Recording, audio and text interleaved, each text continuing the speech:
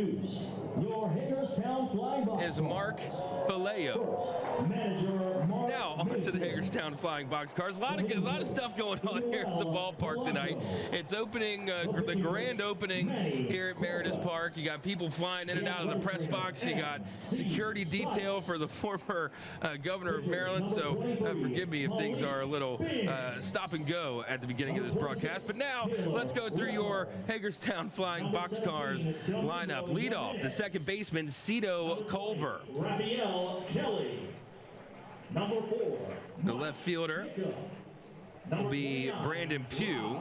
And again, the Boxcars will be in their white tops with red sleeves, Boxcars and script across the chest. Their red Flying Boxcars hat. This hat and the Flying H hat, which you see, the dark blue and the H with the kind of wings on it. I think those are my two favorite hats. I love this script Boxcars around or across the chest. Reserves for the Boxcars, number 15, Tyler Hill. And now we'll go ahead and restart the starting lineup here for the Flying Boxcars. We'll let the public address announcer take it. Hagerstown Flying Boxcars. Batting first, the second baseman, number 32, Cito Culver.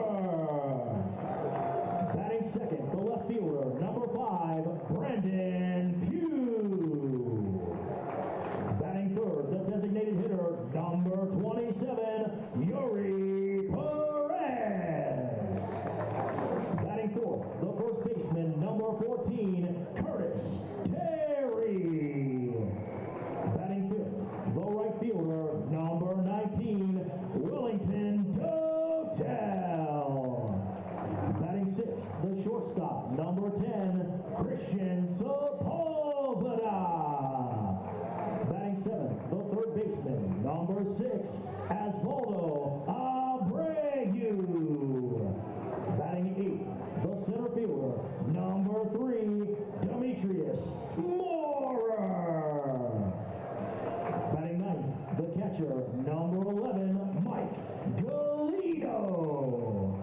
And on the mound for the Boxcars this evening, the right-hander, number 33, Parker Markov. Again, that is your starting lineup for your Flying Boxcars tonight. Quickly, it's Culver, Pugh, Perez, Terry, Dotel, Sepulveda, Abreu, Moorer, and Galino. We will step aside for the singing of our Star Spangled Banner.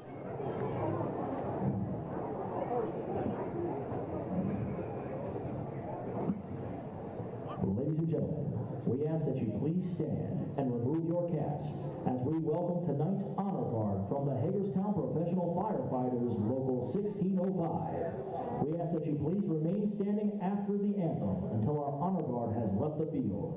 Thank you. Here to honor America with the singing of our national anthem and representing the Arc of Washington County is Amy Wright. Oh, say, can you see by the dawn's early light what so proudly we hailed at the twilight's last gleaming, whose broad stripes and bright stars through the perilous fight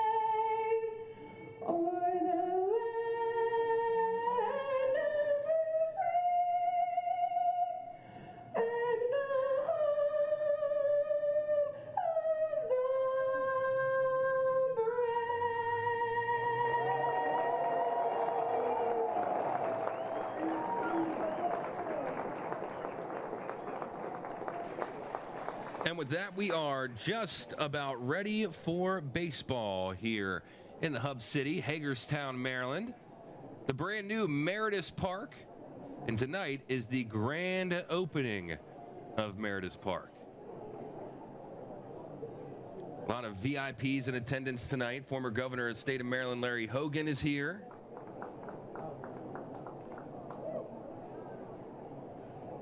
Senator Paul Quarterman here as well. Of course, all the owners and management group for the Boxcars.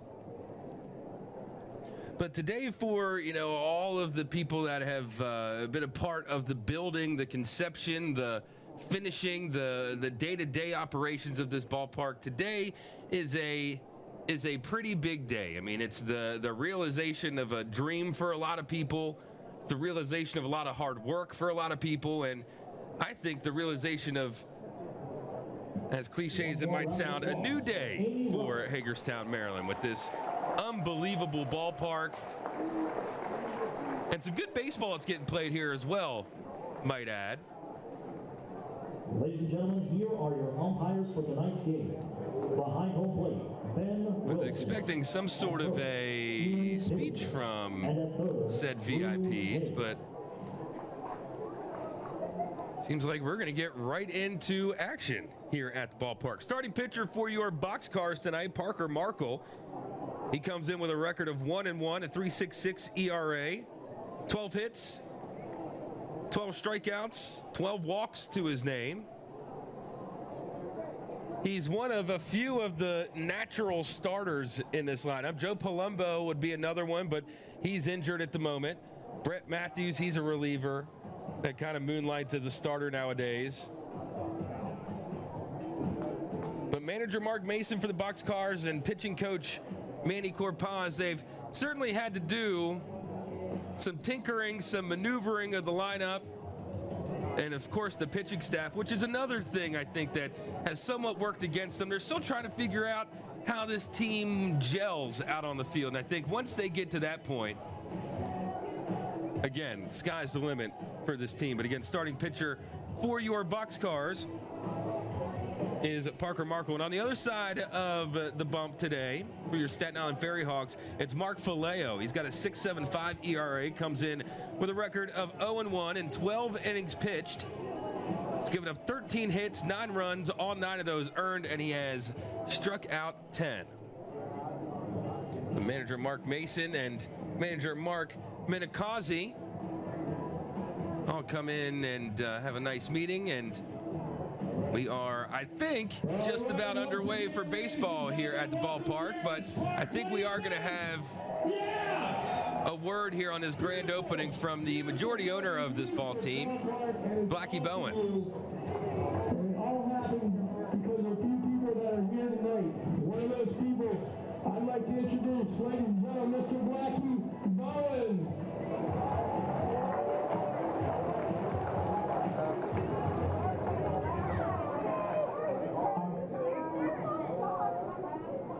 The owners of this baseball team, which makes me very proud. And I'd like to introduce the other owners, if you all would come out. Don Bowman, Frank Holton, Jim Holzapfel, and Linda Eversole.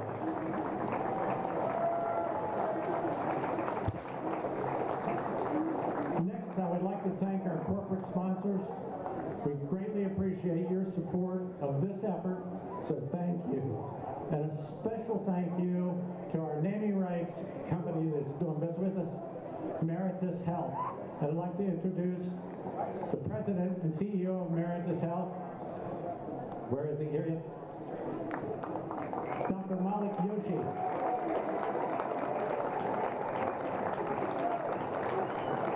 So I have one question. What do you think of your new ballpark?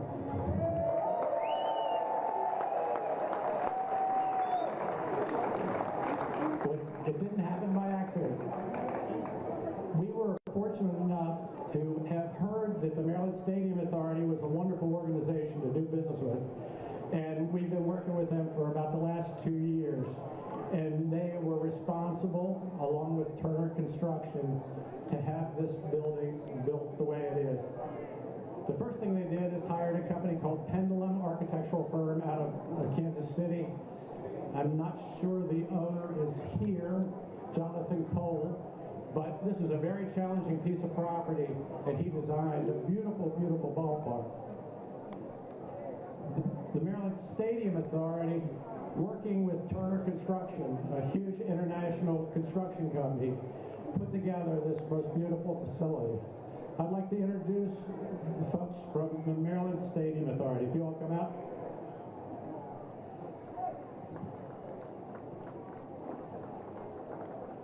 Craig, all of them. Craig Thompson is the chairman. Michael France is the executive director. Gary McWigan, executive vice president. Al Tyler is not here, but he was the vice president. John Irby and Matt Boat were project managers.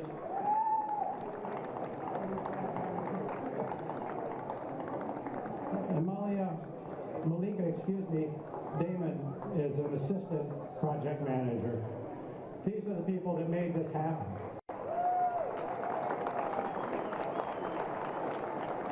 I would also like to thank Greg Snook and Sheep for their continuing support in helping us get this all done. So, Greg, where's Greg? Greg Snook.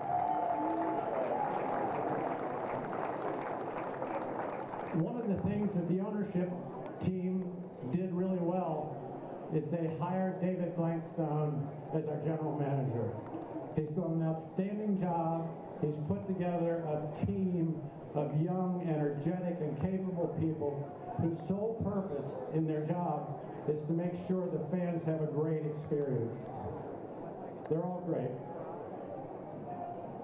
Also, Frank, my college roommate, is the only one of the ownership group that knows a darn thing about running a baseball organization. Frank's been involved in a dozen or so minor league teams. He is the founder and CEO of the Atlantic League, and so we really needed his expertise. Frank said to us as we got further along, and he participated in every meeting we had via Zoom, he said, you guys need some on-deck professionals. And he suggested we hire a company called Domino Consulting.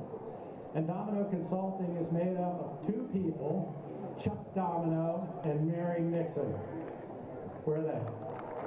Come on. These guys have provided tremendous information and support for our management staff and for the ownership group. So we greatly, greatly appreciate it. With that, I would like to introduce Senator Paul Quarterman. Senator Quarterman is largely responsible for the funding from the Maryland legislature.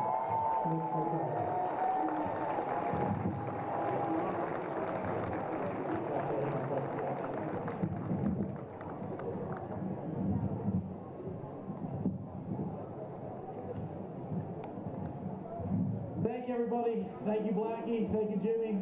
Thank you, Mr. Bowman, Linda, everyone here this evening. Appreciate the opportunity to be here. You know, this project has been close to 30 years in the making. Many of you have gone through many different iterations of this project, but for 30 years this community's talked about this project. I've only been involved for about 12 years, but a long time, a long game nonetheless.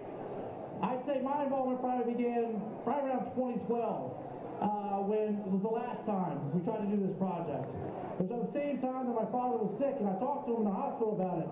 I said, Dad, they're going to build this new ballpark downtown. It's going to be awesome. He said, son, it'll never happen. He said, it can't be done. He goes, no one will get on the same page. There'll continue to be issues. It'll just never happen.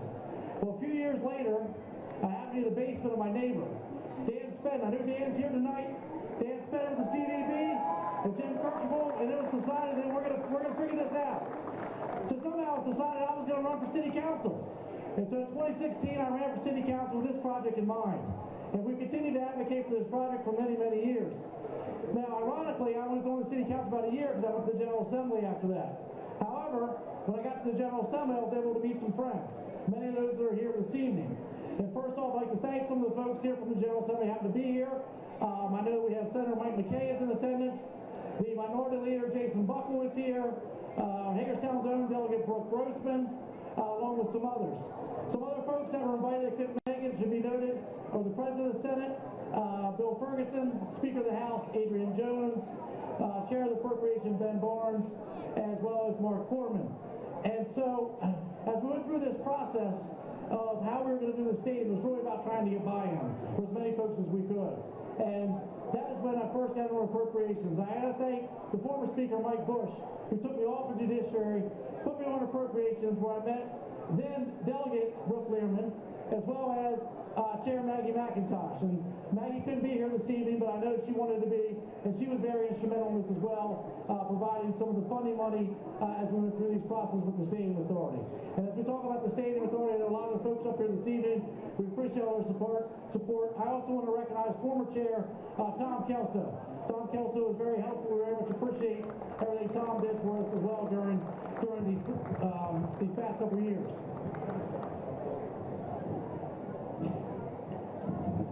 We need to thank former Mayor Bob Brucci. I don't know if Bob is here this evening, but if Bob is here, Bob has been involved in two of the most instrumental projects in Hagerstown's history with the University System of Maryland, as well as this ballpark. Also want to thank former Councilmember Lou Metzner, Austin Heffernan, and current Councilmember Shelley McIntyre, who had the foresight to vote on that Phase 2 to make this project a reality. You know, once we got this Phase 2 going, and we got it over to in the General Assembly, and Maggie helped us with that, we had to get the bill out of the Senate. And that's where I met my first time, who is now my friend, Senator Guy Gazzoni. Senator Gazzoni is here with us this evening. I'd like to recognize Senator Gazzoni. And I didn't know Guy that well then, but I did know Andy Serafini. And many of you know Andy Serafini. And Andy's with us here this evening as well. Senator Andy Serafini, very much appreciate all your support and your help along the way, so thank you.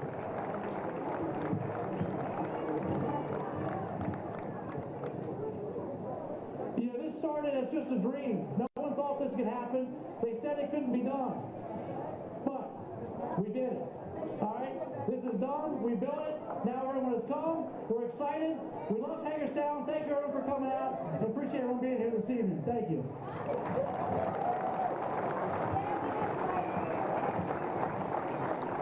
So Brooke Learman, Comptroller Learman, I believe, is going to come out here next. Thank you. Sorry about that. Thank you, Senator. Good evening, Hagerstown. Great to see you. I'm Brooke Learman. I'm so honored to be the Comptroller of the state of Maryland. And one of the things that I wanted to come tonight to just talk about was to thank all of the amazing people who helped make this happen. Not only am I the Comptroller, but I'm also a huge baseball fan. And I wanted to make sure I could bring my son, who's a huge baseball fan, to be here for one of the opening games of this amazing special new stadium. So I want to thank all of the owners. I know it took a long time. Thank you for your persistence. Thank you to Meredith. Thank you to the Stadium Authority and all the consultants. A huge thank you to all the local elected officials. As Paul said, although it feels inevitable now that we're here, this was not inevitable.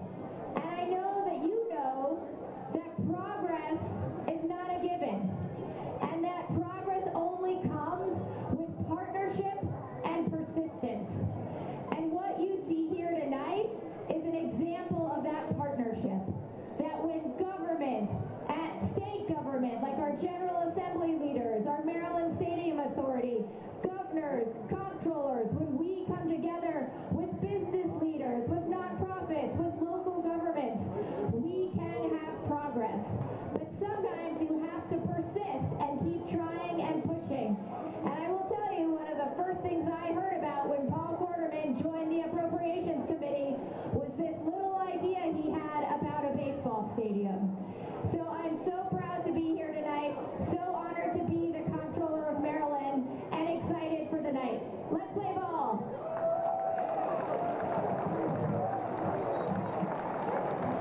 Your Comptroller, ladies and gentlemen. And now a warm welcome for Governor of Maryland, Governor Hogan, ladies and gentlemen.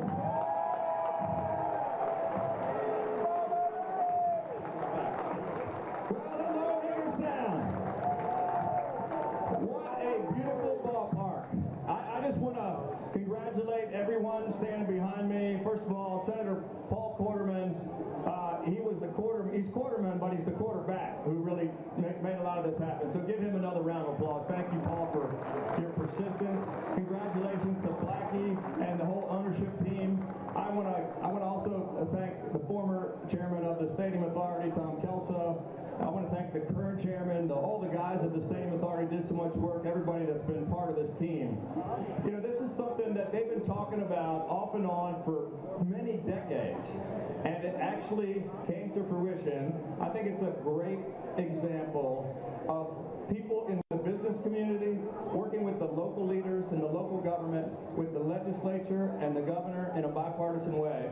And I can tell you, because of Paul Quarterman and Blackie and Tom Kelso coming to me in like 2020 and convincing me about how important this was, and I was so proud to sign a bill to put $70 million in state money to get this stadium built.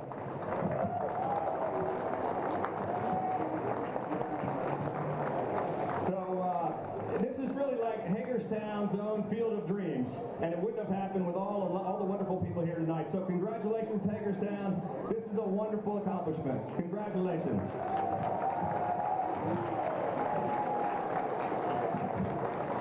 Governor Hogan, ladies and gentlemen. Ladies and gentlemen, how about a big... Again, it is a special night here at the ballpark. It is the official grand opening of Meritus Park here in historic downtown Hagerstown, Maryland. You heard from a lot of folks there. You heard from Blackie Bowen, an owner. You heard from former governor of Maryland, Larry Hogan. And like Governor Hogan said, this is truly just like Hagerstown's Field of Dreams. And like I was saying earlier in the pregame show, I mean, you got to pinch yourself. If you're from Hagerstown, you got to pinch yourself to every time you walk in here, because it really still truly doesn't feel real. But we got a real ball game to play here in a few minutes. Your 6-13 Hagerstown Flying Boxcars taking on the first in the division on a 4-game win streak, 12-17 Staten Island Ferryhawks. We'll step aside briefly. We'll come back, and maybe if we have some time, we'll listen again to the interview I had with Curtis Terry a little bit earlier today. But again, it is the grand opening of Meritus Park. Your grandson is going to be proud.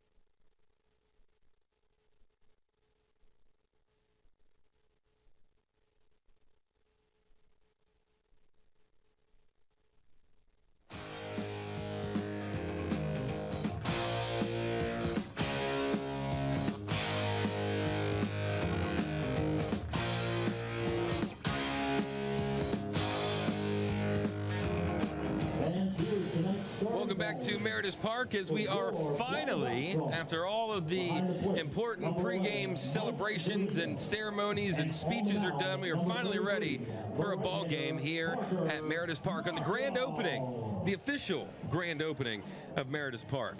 Your starting pitcher for the Boxcars tonight, number 33, Parker Markle. In his last outing against Long Island back on the 12th, he went 4 innings. He gave up 5 hits, 6 runs, all 6 of those earned. He struck out 1 and walked 3. He comes in tonight with a record of 1-1, a 3.66 ERA. And he's struck out 12, he's walked 12, and he's given up 12 hits. Now he gets to face a lineup in the Staten Island Ferryhawks that has to be the hottest bats in the league at the moment. These guys have been tough to handle for this Boxcars pitching staff today. But leading off, it'll be the right fielder, Colby Johnson. Batting second, the second baseman, Tyler Motter. Batting third, the third baseman, Pablo Sandoval. Batting fourth, the first baseman for Staten Island, Joe Dunnan. Batting fifth, the center fielder, Nate Scantlin. Batting sixth, the left fielder, Ben Norman. The catcher tonight batting seventh, Robert Brooks. The shortstop batting eighth, Jamison Guzman. And in the 9-hole for Staten Island tonight will be the DH, Wilkerman Garcia. But again, the leadoff man, and tied for first in average in the Atlantic League, it is Colby Johnson, coming into the game with an average of .391, 27 hits, 13 RBIs, and the first pitch from Markle is right at the belt for strike number 1.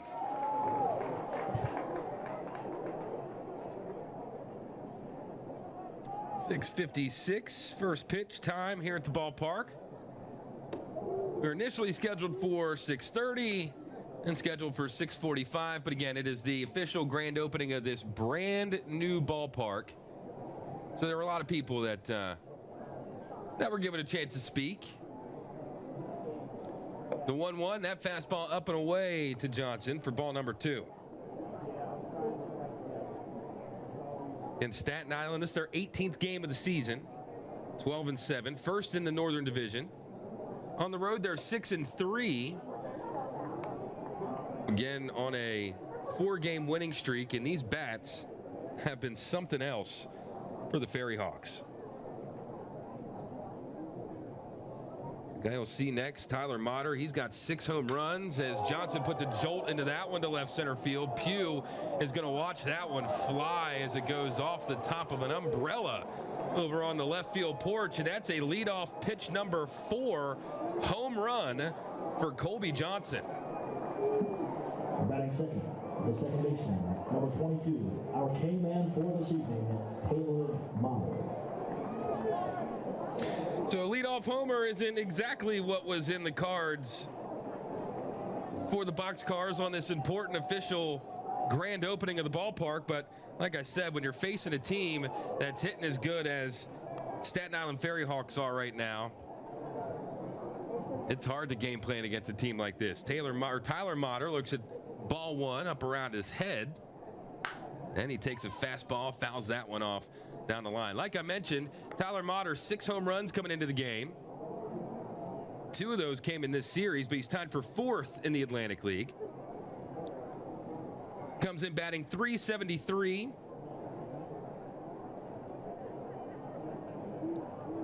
He's got 27 hits to his name and 15 RBIs as he has to dance out of that one for ball number 2. Pitcher for the Boxcars tonight, Parker Markle. 6'4", 215 out of Newport Beach, California.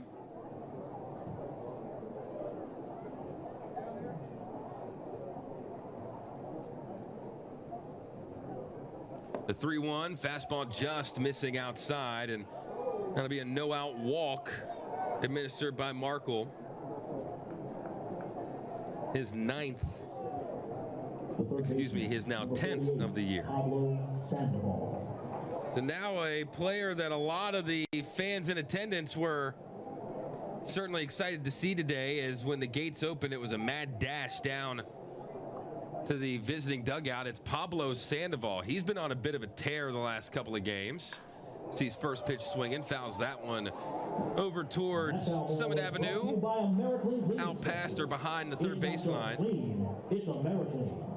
But Sandoval has got 18 RBIs on the year. He's tied for 5th in the ALPB, 247 batting average coming into the game as he looks at ball one, up and away.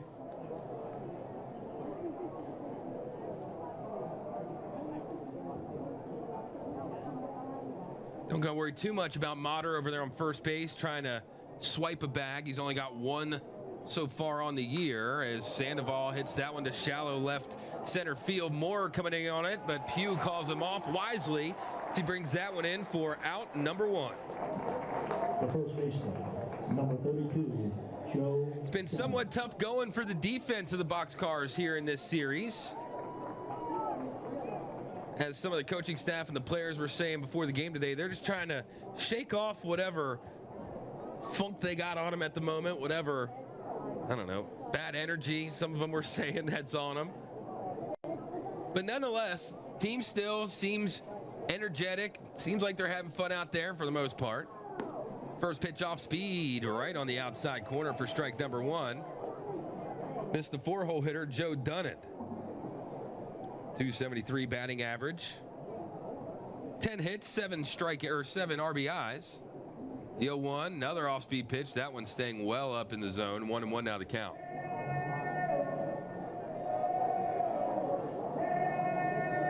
Tonight's giveaway at the ballpark, a favorite of mine, a favorite ballpark giveaway, a magnet schedule. Gotta love a good magnet schedule. Boxcars one's pretty cool as that one gets hit right back up the middle by Dunnan. That'll be a 1-out base hit as Motter thought about running towards third base, but instead he'll slowly walk back to second. Runners now at second and first for Staten Island with 1 out in the top of the first inning.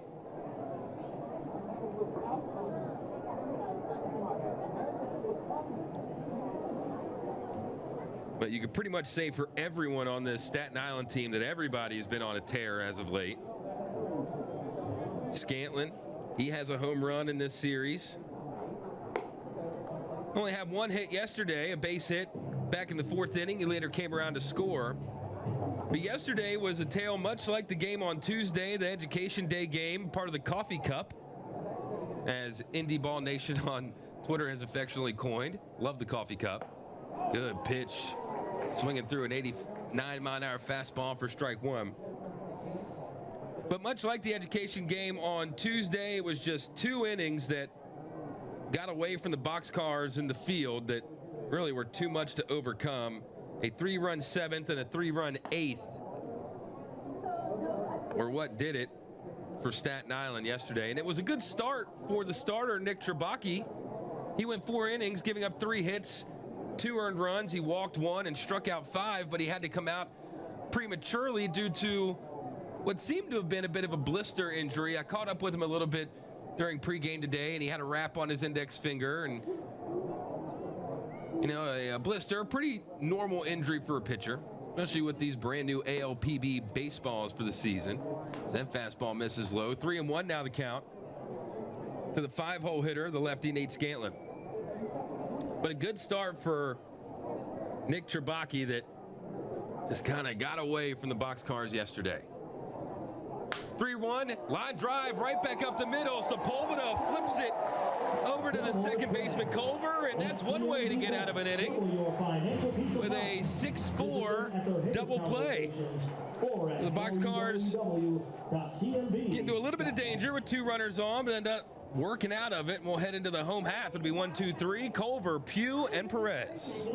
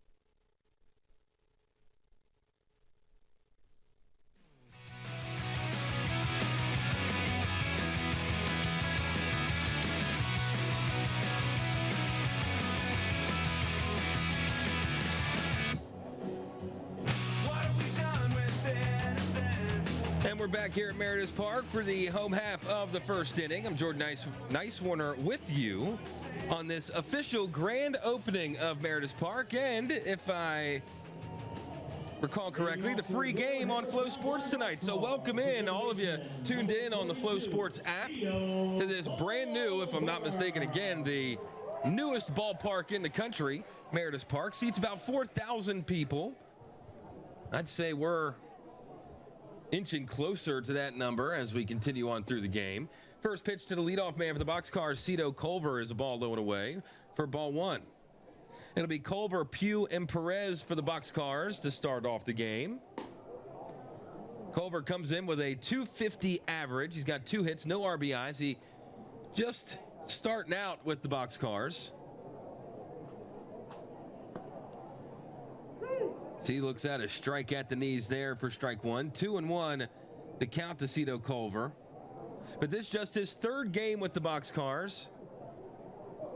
Got here last Wednesday. He got a hit in his first 2 games. Now he looks at a 2-2 count.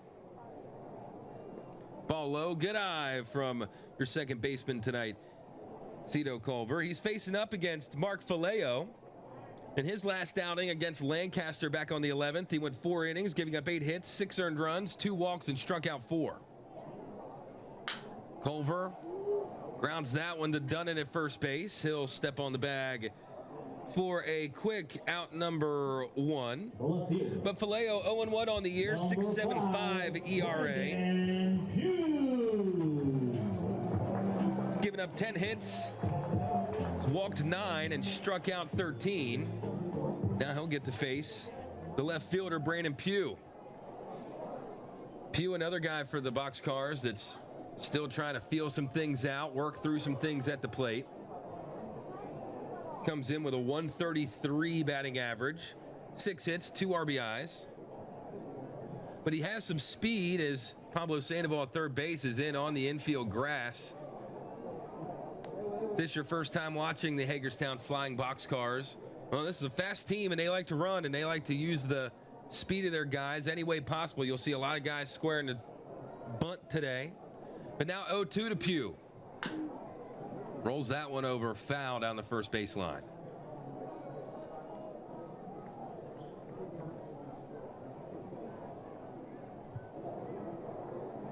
Crowd still filtering in a bit around the ballpark today. Beautiful day for baseball. It looked like it was going to be a rainy day yet again here in Hagerstown. But the rain, for the most part, at the moment is staying away.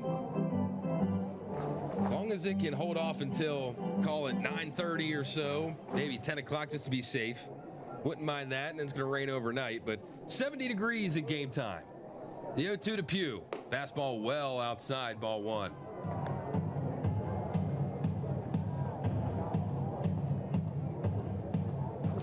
On deck, Yuri Perez. One of the better batting averages on the team as Pugh grounds that one to Motter at second base, as that'll be out number 2 in the inning. The designated hitter, number 27, Yuri Perez.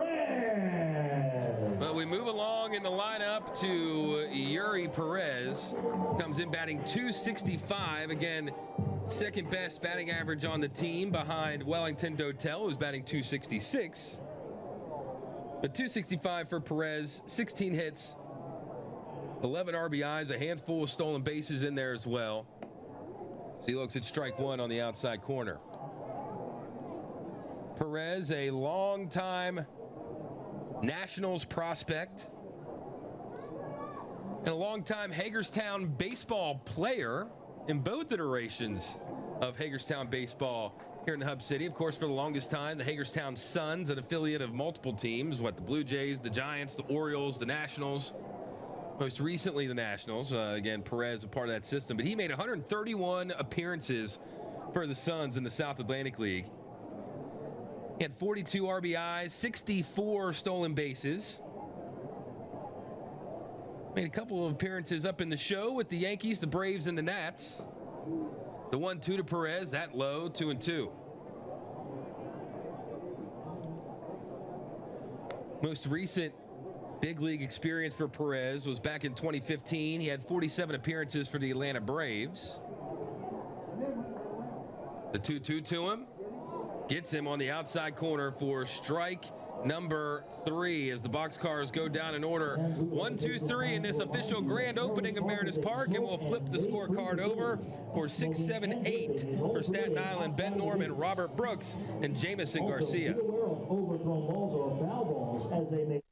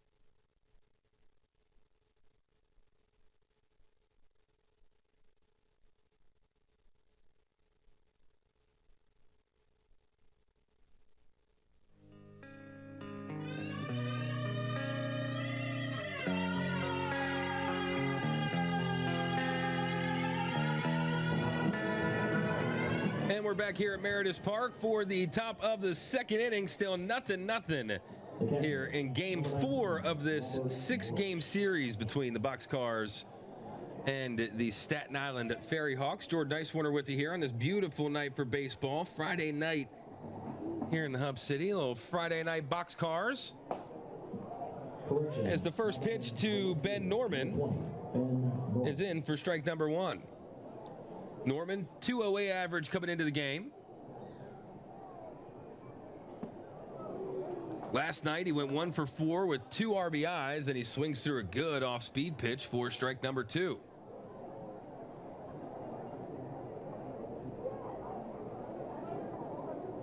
Infield shifted slightly to the right to the first base side. The 0-2, good slider diving right in on that back heel. That's the first strikeout of the night for Norman and the first strikeout of the night for Parker Markle. The catcher, number 19, Robert Brooks. Robert Brooks up now. He hit a big home run last night in the 4th inning, which plated, of course, himself and Nate Scantlin. Hit that one to the deepest, one of the deepest parts of the park there in left center field. First pitch to him, off speed at 78 miles an hour, right at the knees for strike number 1.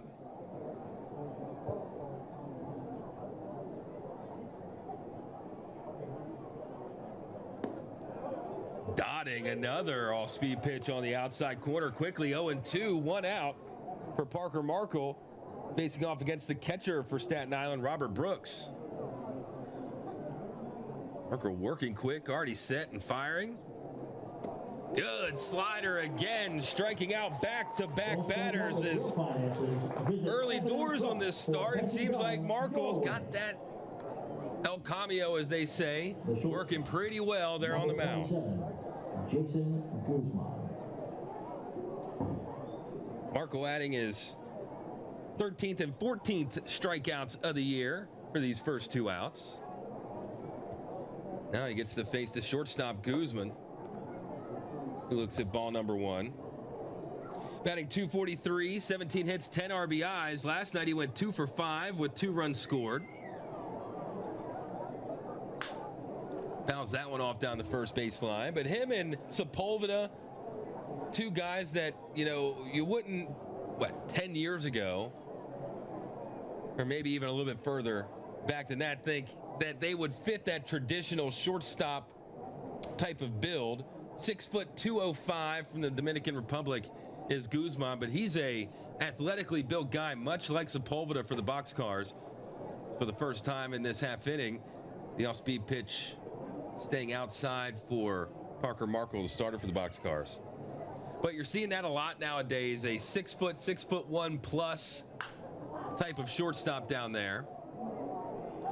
And speaking of Christian Sepulveda, 6'5", 222. I was speaking with a couple of them during batting practice today, and I said, hey, if we could get Christian Sepulveda, Curtis Terry, and Malik Binns, who respectively 6'5", 6'1", and 6'7", we can get them to suit up for the Ravens, as that's not strike number 3 as the entire Boxcars defense was ready to walk off the field there. Not sure where that one missed exactly, but we'll reset it. Full count, 2 out to Jamison Guzman. The pitch, ground ball to the right side. Culver scooping it up and flipping it over for out number 3. A good inning for Parker Markle, setting him down in order. Strikeout, strikeout, ground out. And we will head into the bottom of the second inning with Terry, Dotel, and Sepulveda.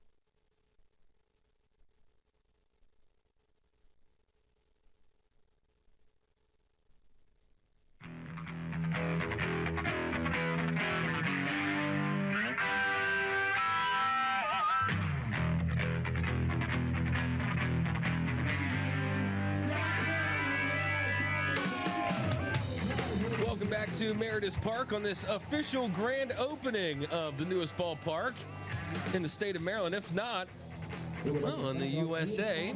Also, your free Flow Sports game of the night. Welcome to everyone tuning in again for free on the Flow Sports app, which you can find every Atlantic League game and every Hagerstown Flying Boxcars game, again, on the Flow Sports app. So welcome in the first pitch to the first baseman, Curtis Terry. There's a fastball in the outside corner. Then the off-speed pitch, finding the same spot for strike number 2. Terry, 190 hitter coming into the game, 12 hits, 10 RBIs. He lets that off-speed pitch go away for ball number 1. Had a great conversation with Curtis Terry today before the game. We played that back during the pregame show. You can watch the replay on the Flow Sports app after the game as Terry hits that one down the third baseline but foul. Again, you can watch the replay of tonight's game and, well, every Flying Boxcars game on the Flow Sports app. And do that today so you can see the opening ceremonies. Former Governor of Maryland, Larry Hogan, was here. Senator Paul Quarterman, the comptroller, ownership, management, everybody that was an influential and a critical part in getting this ballpark put together here in Hagerstown had a moment to speak. But the 1-2, good eye. Did they say go? No. Curtis Terry will work the count to 2-2. But a lot happening at the ballpark tonight. Good buzz in the crowd, as we got people filtering all around the ballpark tonight. The 2-2 to Terry. Rolls that one over. It's going to be a tough play for Faleo as he makes the play for out number 1.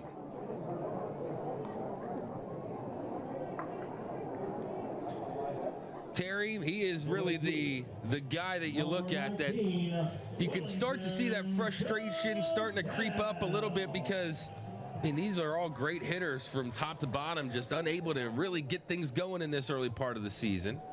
Wellington Dotel up now, squaring around the bunt.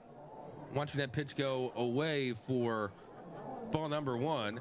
Dotel, he had a great game yesterday, 3 for 4, 2 doubles and a base hit. Looks at ball 1 on the outside corner. Or ball 2, excuse me. 266 hitter, best on the team.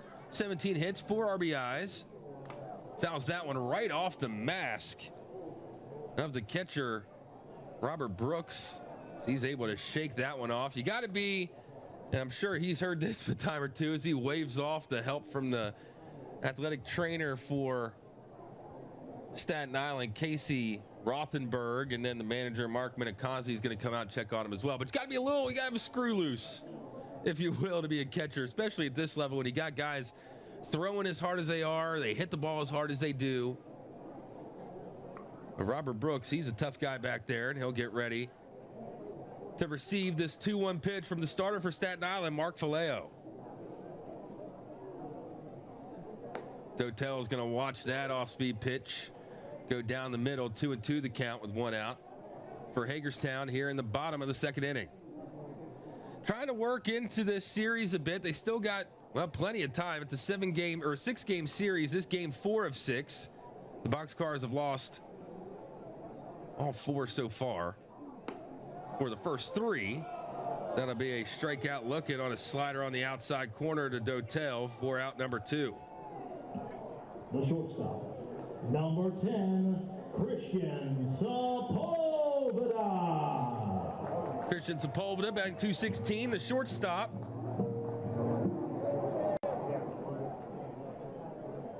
Eight hits, 3 RBIs. Still working into his first handful of games for the Boxcars. He looks as a slider for strike number 1.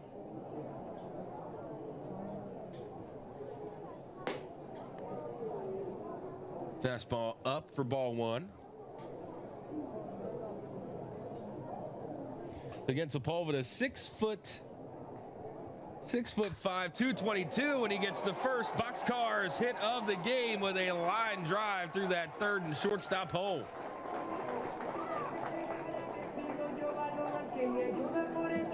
The third baseman, number 6, Asfaldo Abreu. If manager Mark Mason for the Boxcars and hitting coach Enwell Polanco or Polo down at third base, if they can get Curtis Terry and Christian Sepulveda going, oh my goodness. Especially having, I like where they're at. I like Sepulveda in the 6 hole and Terry in the 4 hole, kind of spaces them out a little bit. And now Ozzie Abreu, the third baseman. First pitch, fastball at the knees for strike number 1.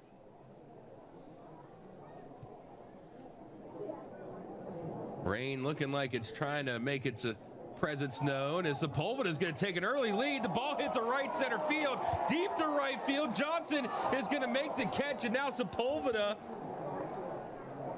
well, there were 2 outs, so Sepulveda will take a little bit of an extra run back, but my goodness, that hit and run almost working perfectly for the Boxcars as Abreu put a jolt into that one, but it gets brought in on a leaping catch at the wall by Colby Johnson, and that'll end the home half of the second inning. Up to the top of the third, it'll be 9-1-2, Garcia, Johnson, and Motter. On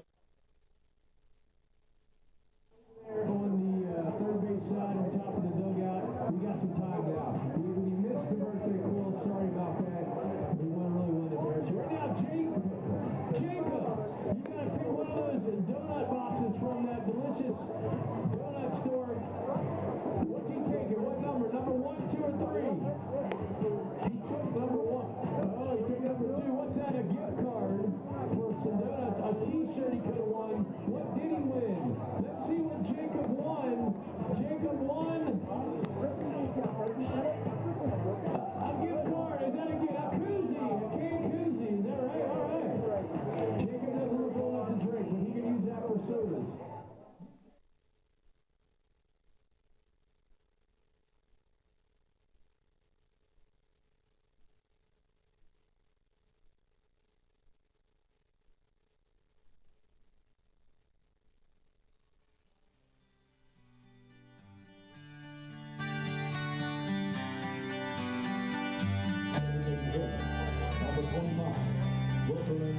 Into the top of the third inning here in game 4 of the 6-game series between your Flying Boxcars and the visiting Staten Island Ferryhawks.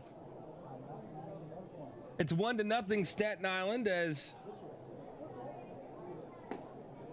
Wilkerman Garcia, the 9-hole hitter, looks at ball number 1 inside from the starter for the Boxcars, Parker Markle.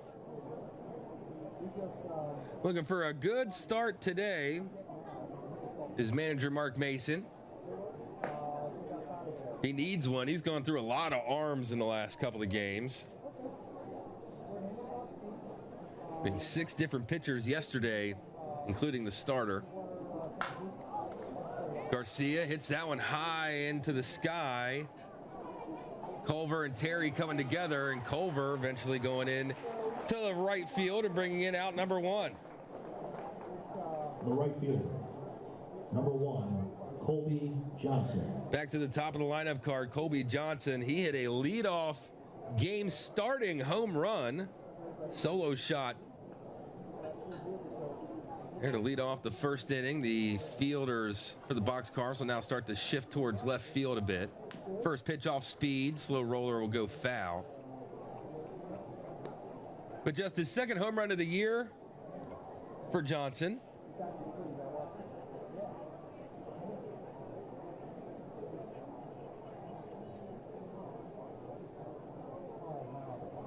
As he's more of a traditional leadoff guy, as he looks at strike number 2, where he's going to get you base hits, he's going to get you extra base hits, he's going to steal you a bunch of bags. I'm sure the manager, Mark Menikazi, certainly not going to complain about his leadoff hitter hitting some home runs. The 0-2, slider missing low, ball 1. Been an interesting strike zone for both of these pitchers to try to figure out early start of this game. Off-speed pitch, that time missing up and in. Judging by the last at-bat, the last thing you want to do with Colby Johnson is miss up and in. As he took it 387 plus to left center field. The 2-2, that one skipping into the glove of Galino behind the plate. Brings it to a full count, 1 out to the leadoff man, the number 1 hitter for Staten Island, wearing number 1, Colby Johnson. The 3-2 off speed, missing high, and that'll be a 1-out walk for Johnson.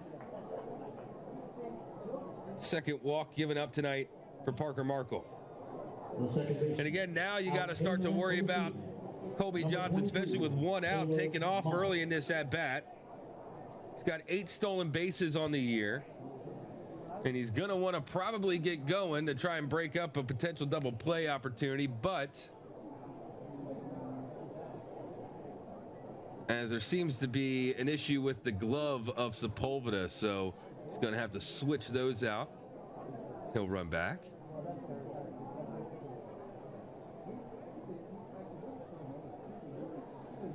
But again, Colby Johnson might be taken off to try and break up a potential double play, but Tyler Motter, a guy that doesn't hit into many double plays, he's a guy that likes to elevate the ball and try and lift it up out of the ballpark. He comes in with 6 home runs. First pitch swing in. Sepulveda laying out just past the glove of Sepulveda, and Johnson's going to take advantage of that and go first to third on the 1-out base hit for the second baseman, Tyler Motter. The third baseman, number 48. Tyler Motter, when he makes contact with the baseball, he certainly hits it hard.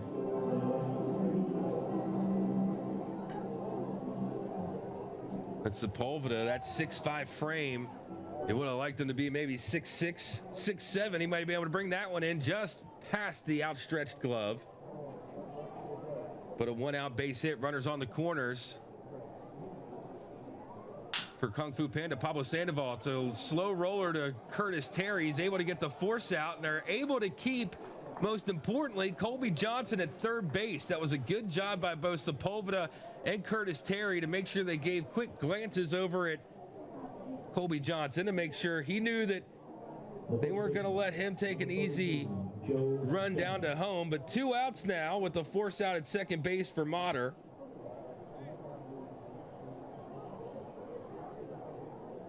As Sandoval will reach on that fielder's choice. Joe Dunham, 1 for 1 on the game. Base hit back in the first inning. 2 outs. First pitch slider blocked well in the dirt by catcher Mike Galino. Galino and Tyler Hill working in and out at the catcher position. Hill had the start last night. He went 1 for 2. The 1-0. Fastball right on the corner, 1-1. Seems like both the starters, they can have a little bit more success throwing outside to hitters tonight. The 1-1. Slider, that's hit hard to Pugh in left field, but he's able to corral it and bring it in for out number 3. The Boxcars give up 1, but that is all as the score moves to 2-1 in favor of Staten Island. It'll be 8-9-1 for the Boxcars when we come back.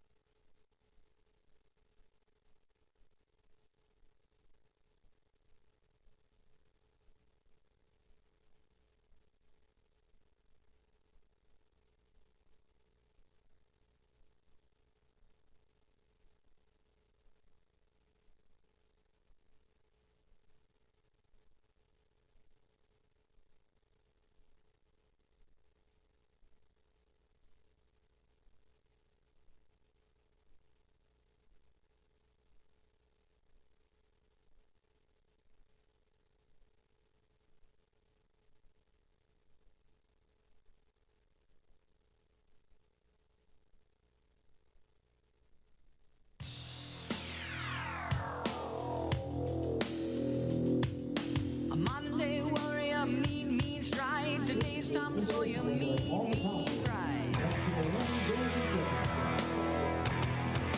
We'd also like to thank Colonel John for front office station.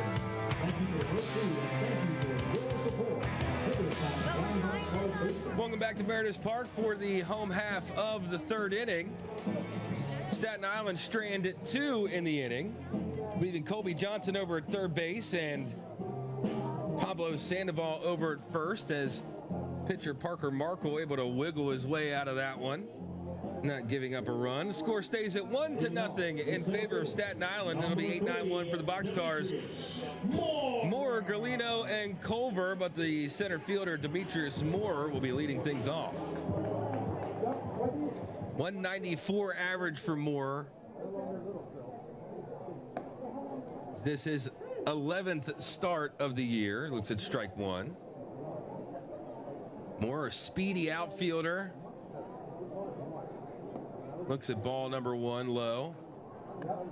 And again, Pablo Sandoval at 3rd base, recognizing that as he's up inside the 3rd base cutout into the infield grass, ready for a bunt attempt, but what looked to have been strike number 2 misses outside. 2-1. So the bunt opportunity still in effect for Demetrius Moore. Instead, he'll flare that one to right field for a leadoff base hit for the center fielder Moore. Good piece of hitting there by the righty. Able to take that pitch, fight it off down the right field line.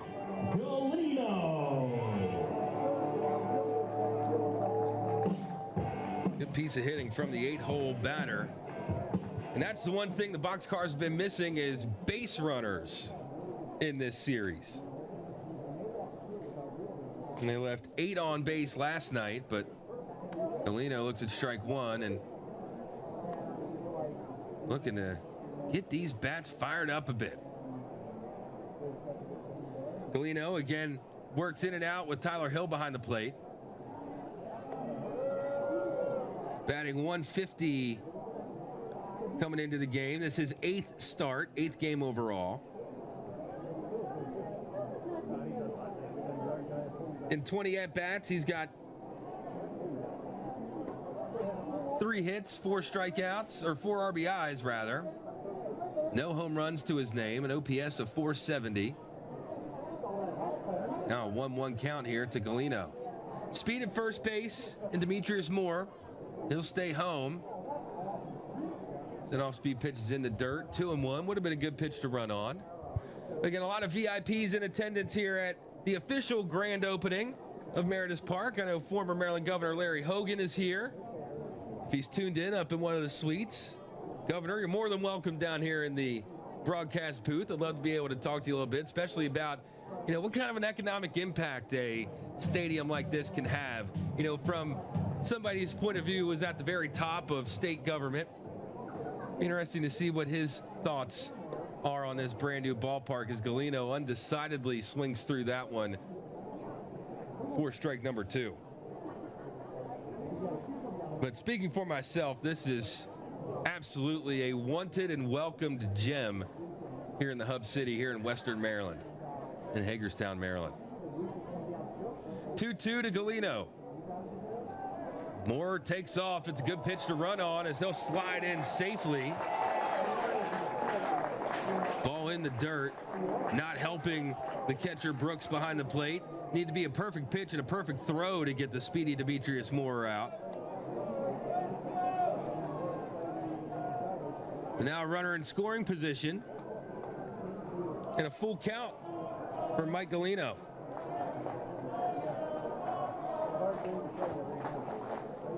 Foul ball right back at me here in the broadcast booth. Well, actually, if Governor Larry Hogan would be down here hanging out with me a little bit, that'd have been playable for him here at the booth. But back to the full count pitch from Faleo, and that's a fastball on the outside corner for strike number 3. As I mentioned in the top half of this inning, it seems like starting pitchers with the home plate umpire tonight have a little bit more leeway on the outside corner of the plate. We'll have a meeting between Brooks and Faleo and the home plate umpire ahead of this second at bat for the leadoff man for the Boxcars tonight, the second baseman, number 32, Cito Culver. The second baseman, number 32, Cito Culver. Culver, just his third game with the Boxcars, 6', 205 out of Rochester, New York. Doesn't have any RBIs yet. Would love for his first one to come here with speedy Demetrius Moore at first base. 80-mile-an-hour first pitch to him for strike number 1. Grounded out to third base on a slow roller to start the campaign for the Boxcars tonight.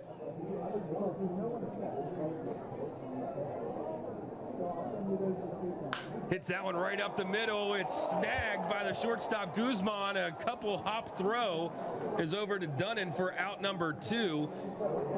That's unlucky for Culver because if it wasn't for Demetrius Moore being on second base, well, Guzman wouldn't have been playing that close up the middle and he would have had himself a base hit, but instead he's able to at least advance the runner over to third base for the 2-hole hitter, Brandon Pugh.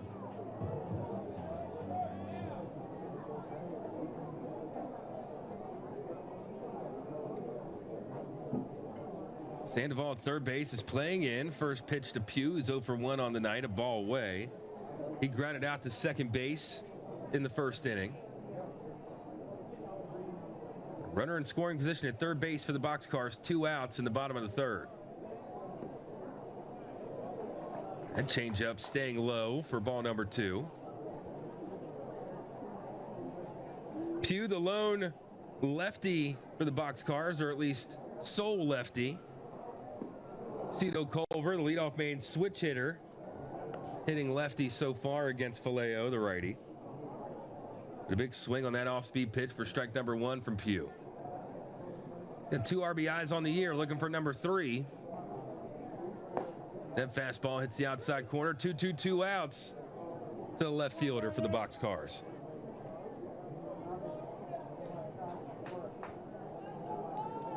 And Staten Island on a 4-game win streak. Good eye from Pugh. 3-2 the count. 3-2, 2 outs. But a 4-game win streak for Staten Island. A 3-game skid of losses for the Boxcars. And again, that comes after a 15-run win against Long Island on Sunday. But the 3-2 to Pugh. Slow roller to the right side. Faleo is going to pick that one up and he'll flip it over to first base for out number 3. The Boxcars leave 1 runner on in scoring position and Demetrius Moore, who led off the inning with a base hit, but that's as far as the hitters go tonight. We'll step aside for the top of the 4th when we come back. Lay and move. Let's give them a big round of applause down there, ladies and gentlemen. Are you 3 ready? When I say they're off, you take off. And they're off. Go! Here they go down the first baseline. Horses down again. They're bouncing and bouncing and bouncing. Who's it gonna be? Who's it gonna be? Somebody wiped out, and it's gonna be. Who is it? Is it the Pim? The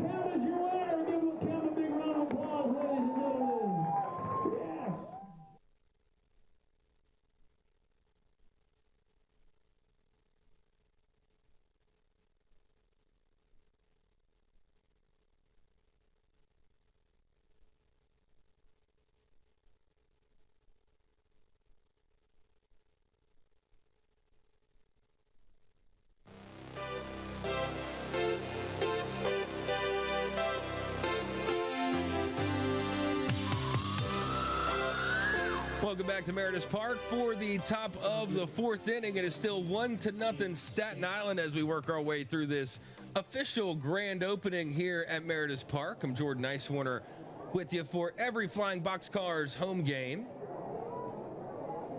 Currently, the Boxcars trailing 1-0, and it'll be 5-6-7 for Staten Island, leading off with the center fielder Scantlin. Good slider there on pitch one from Parker Markle. The outside half the plate has been where pitchers, well, both starting pitchers have had a lot of success so far tonight.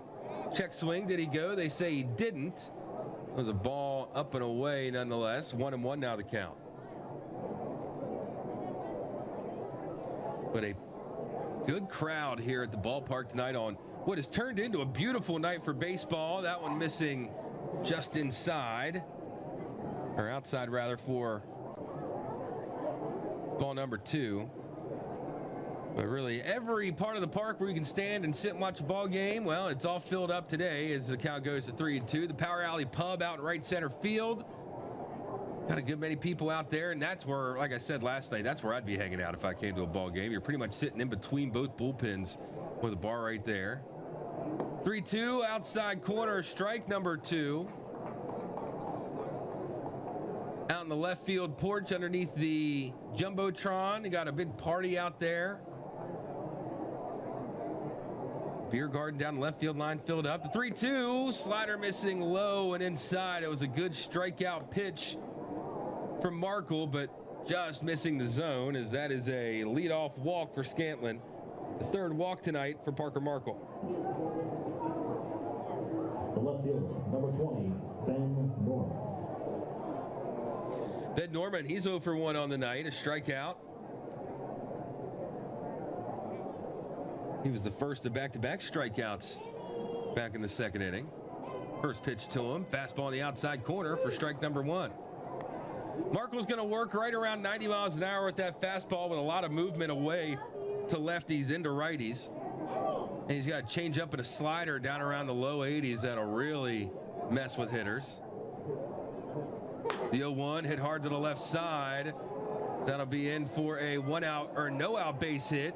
Scantlin trying to push to third. He does. The throw to second is in time, and that'll get Ben Norman, who was trying to push the issue a bit. So they're able to get one out of it nonetheless, but a runner on third now.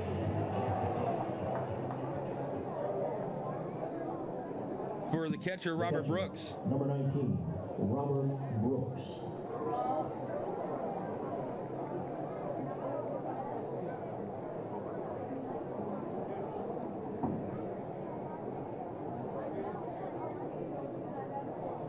One out for the catcher, Brooks. He struck out in his first at bat. The infield is in for the Boxcars. He looks at ball 1 up and away.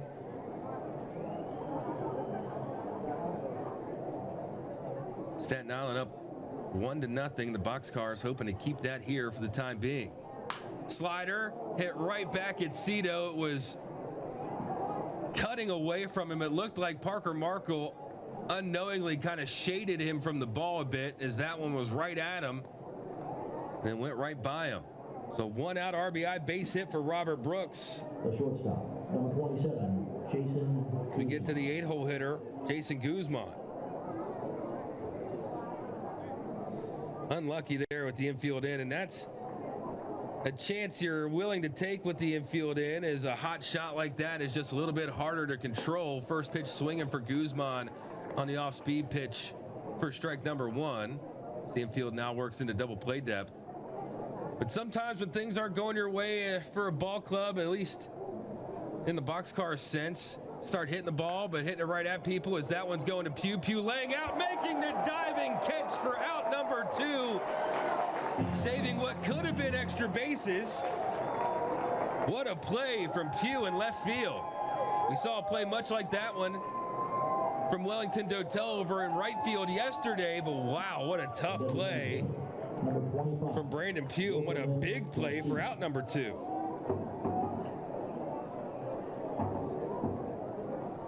Now to the 9-hole hitter, 0 for 1 on tonight, a fly out to second base, and Wilkerman Garcia, the switch hitting DH hitter tonight. Runner on first base over there is Robert Brooks. He had that RBI base hit. 2-0 is the score in favor of Staten Island here in the top of the 4th inning. That a do or die play for Brandon Pugh over there for out number 2. If he doesn't make that catch, possibility of both Guzman and Brooks scoring. We don't got to worry about that with the play being made. 1-1, Markle comes set with 2 outs to Garcia. Slider missing low and inside. A lot of snap on that pitch tonight. That slider will start up around the belt or right down the middle where Markle likes to start it, and that thing dives away to the back foot of lefties and away from righties. 2-1. Fastball pulled foul, works the count to 2-2, 2 outs. Markle trying to work his way out of another interesting inning for the Boxcars.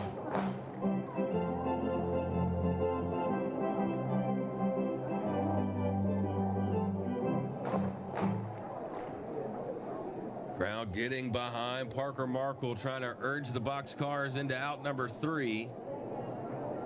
Here's the 2-2. Slider got him at the knees for out number 3, the 3rd strikeout of the game for Parker Markle. And we'll head into the home half of the 4th. He'll be led off by the DH, Yuri Perez, then Curtis Terry and Wellington Dotel.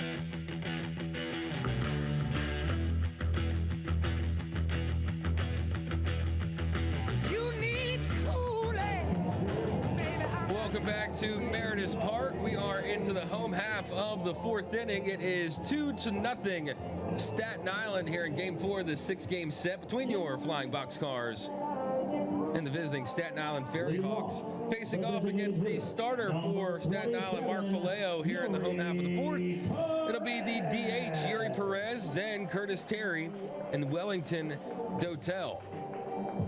Yuri Perez struck out to end the 1st inning. He looks at ball number 1 low from Faleo.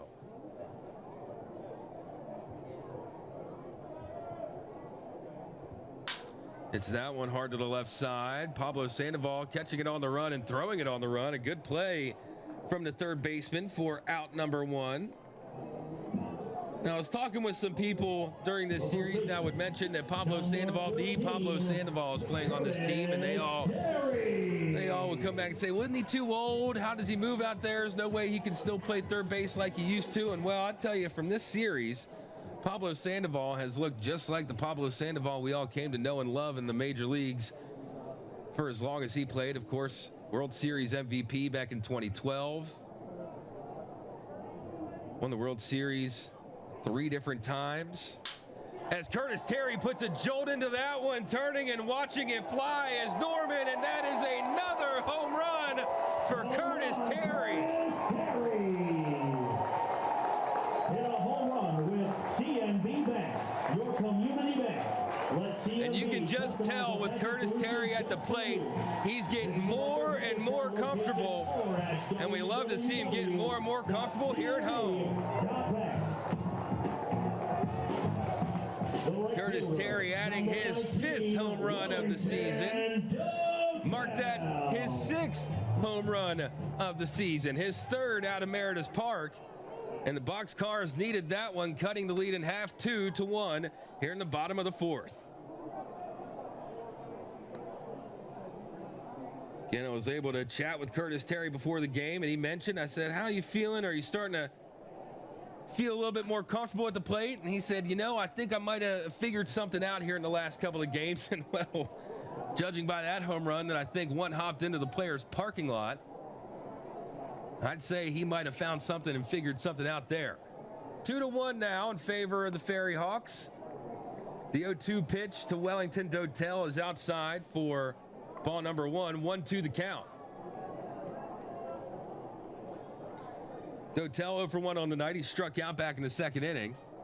Coming off a good game last night where he went 3 for 4, base hit and 2 doubles. He's working himself into a good at-bat here. 2-2 the count with 1 out from Faleo.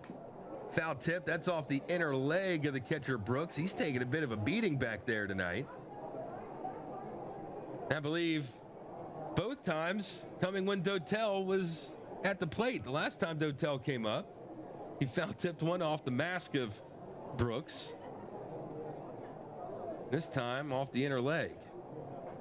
Home plate umpire giving him enough time to shake that one off. Again, Dotel, the best hitter on the team, average-wise, 266 coming into the game. He shows a good eye yet again, working into a full count against Faleo.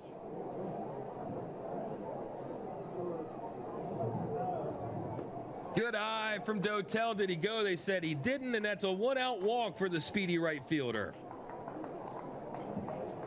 The shortstop, number 10, Christian Sepulveda. Now back to what I was talking about in the second inning, because, well, Curtis Terry kind of fulfilled his part of the duty in this inning with the home run. But if you can get that bat of Curtis Terry getting consistent and the bat of Christian Sepulveda right there with them, this team and this batting order for the Boxcars will be something that pitchers in the Atlantic League will come to learn and fear, I would imagine. But don't forget Dotel over there at first base.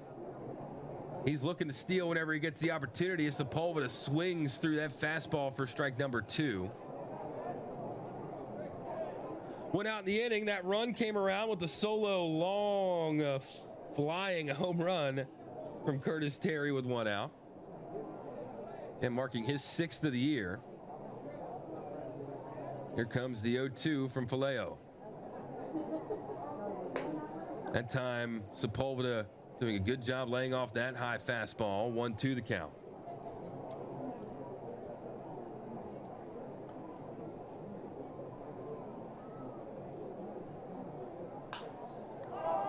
Fastball up in the zone. That's fouled off. Calling his catcher off was the pitcher Faleo. That's something that they don't teach too often in baseball, especially in professional baseball. Normally, you don't want your pitcher to have to make any plays that he doesn't have to, and that would be a play where you don't want your pitcher to make. Although he did have the sight line and he knew where that pop fly was going, but normally you're going to see the first baseman or the catcher calling him off there, as Brooks looked to have been calling his pitcher off. Instead, Santana mossed him for out number 2. 2 outs now to Ozzie Abreu, the third baseman. He looked at ball number 1. He looks at ball number 2. A good block from Brooks behind the plate. Still haven't seen Dotel take off yet. By this point in the game, with a Mark Mason-led ball club, you're usually used to seeing 3 or 4 guys already have tried to swipe a bag. The 2-0. Off-speed pitch, swinging through that one for strike number 1.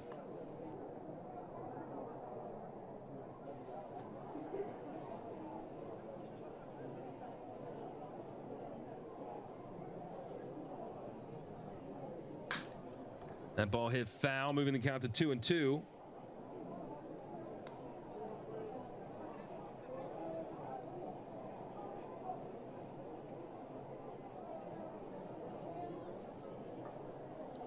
Looking to extend the inning here is Ozzie Abreu, 0 for 1 on the day.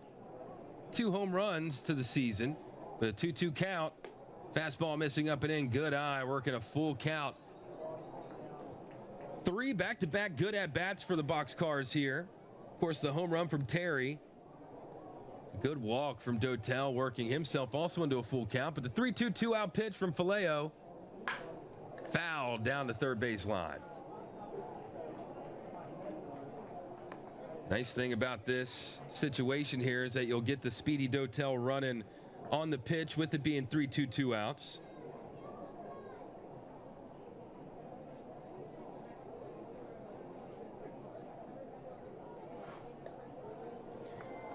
And it sounds like Faleo was tuned into the broadcast on Flow Sports there, as he wanted to make sure that Dotel doesn't get too good of a jump off first base with 3-2. Dotel takes off, swinging on the pitch and hitting at the shallow right field is Abreu. Bringing it in is Motter, the second baseman, and that is out number 3. But the Boxcars plate 1 in the 4th thanks to the solo shot, his 6th of the year for Curtis Terry. When we come back, it'll be 1, 2, 3 for Staten Island. Colby Johnson, Tyler Motter, and Pablo Sandoval.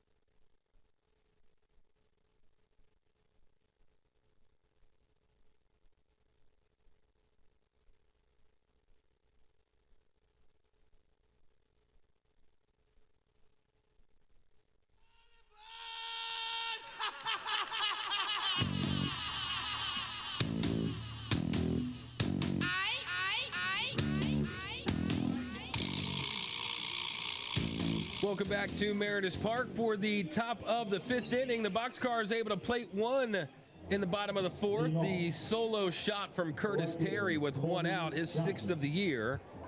Again, brings the score 2-1. Still in favor of the Ferryhawks, but the bats look like they're starting to come around for the Boxcars. It'll be 1, 2, 3 for Markle to start this 5th inning. First pitch to the leadoff man Johnson, well inside for ball number 1.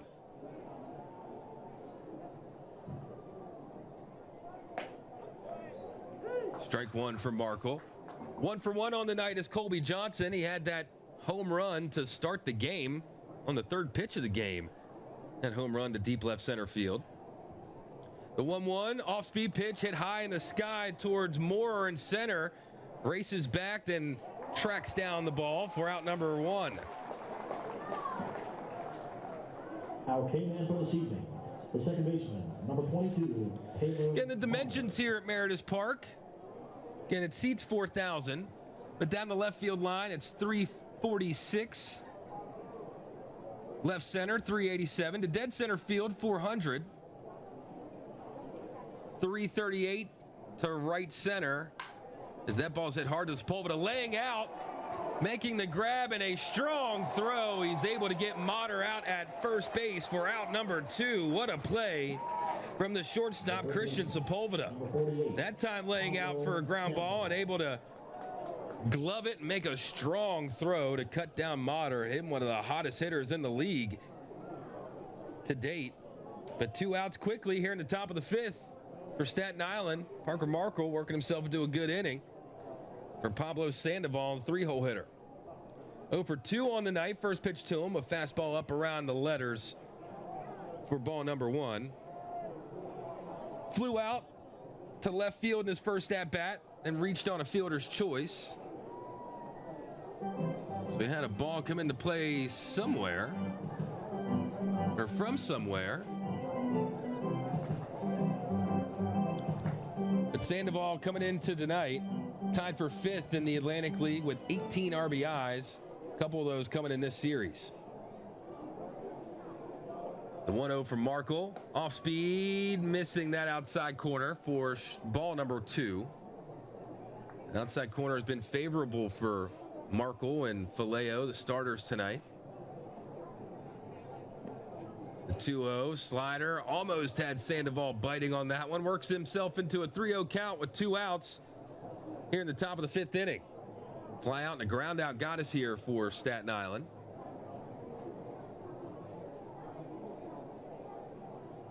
The 3-0 fastball up and away is that'll be a 2-out walk for the switch hitting third baseman for Staten Island, Pablo Sandoval.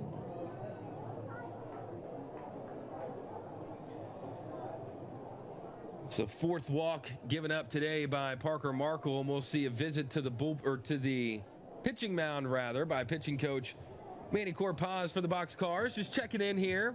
You'll see Manny Corpaz go out to his pitchers fairly regularly, well, as many times as he has, during a game. But when I've chatted with Manny a couple of times, in this early season, I've asked him, what are you talking about out there? Because different pitching coaches have different techniques or different, ways of going about a mound visit. Some guys want to go out there and immediately talk strategy. Some coaches want to go out and ask them how they're feeling.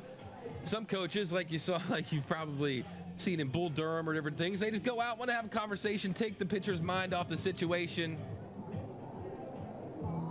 And asking Manny Corpaz which type of pitcher was he, or which type of pitching coach is he. He says he's kind of a mixture between the strategy guy and the, ask him what he had for lunch type of guy, which if I was a pitcher, I would prefer that. But back into it, 2 outs to the first baseman for Staten Island, Joe Dunnan. Slider on strike 1 on that inside corner. Dunnan had a base hit back in the 1st inning, but flew out to end the 3rd inning. Sandoval with a short lead over at first base. Shouldn't have to worry about him taking off with 2 outs. The 0-1 to Dunnan. Slider, that one just barely missing that left elbow of Dunnan for ball number 1. Dunnan came into the game batting .273. Last night he went 2 for 5 with 2 RBIs. The 1-1 hit up the middle. Sepulveda diving for that one, unable to bring it in with a 2-out base hit for Joe Dunnan. And Sepulveda a little slow getting up after that one. Looks to be all right, but you got to be careful diving like that sometimes. Your glove might catch on the turf and your wrist could roll up under you, but Sepulveda looks to be a little shaken up, but he's fine enough to keep going here with 2 outs in the top of the 5th. 2 runners on now for Staten Island. Sandoval at second base, and after that 2-out base hit, Joe Dunnan at first.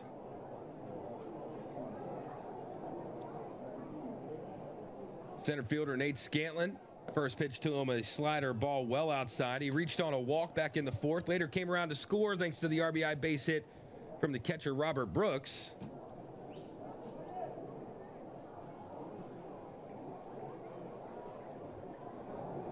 Oh, that fastball hitting him on the back of the knee. Looked like Parker Markle, when he went to throw that one, he just let go of it too late, or it stuck to his hand or something like that. It's not the warmest night tonight, but if you're pitching out there, it's just warm enough. But what was looking to be a comfy inning for Parker Markle has turned into a sticky situation with the bases loaded and 2 outs to the left fielder, Ben Norman. He's got a home run in this series. Back on Education Day. Last night he had a 2 RBI base hit in that big 7th inning for Staten Island. Let's hope we don't see that here.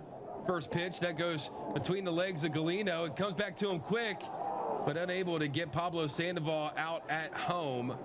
So with 2 outs, a run comes around to score on the wild pitch for Staten Island.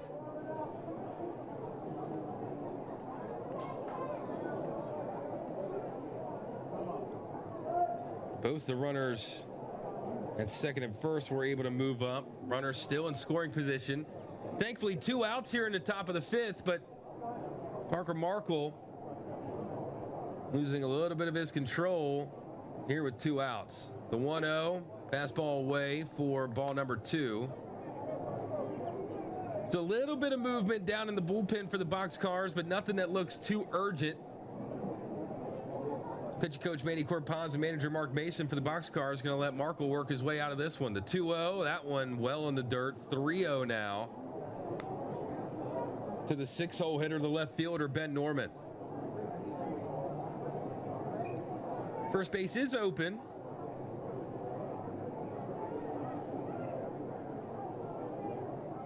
Now the 3-0. And fastball down the middle for strike one. Sometimes it's like pitchers are like basketball players, you know. You got to watch one go through. As that run was scored on a pass ball. Rolling by the official scorekeeper for the Boxcars, Matt McCann.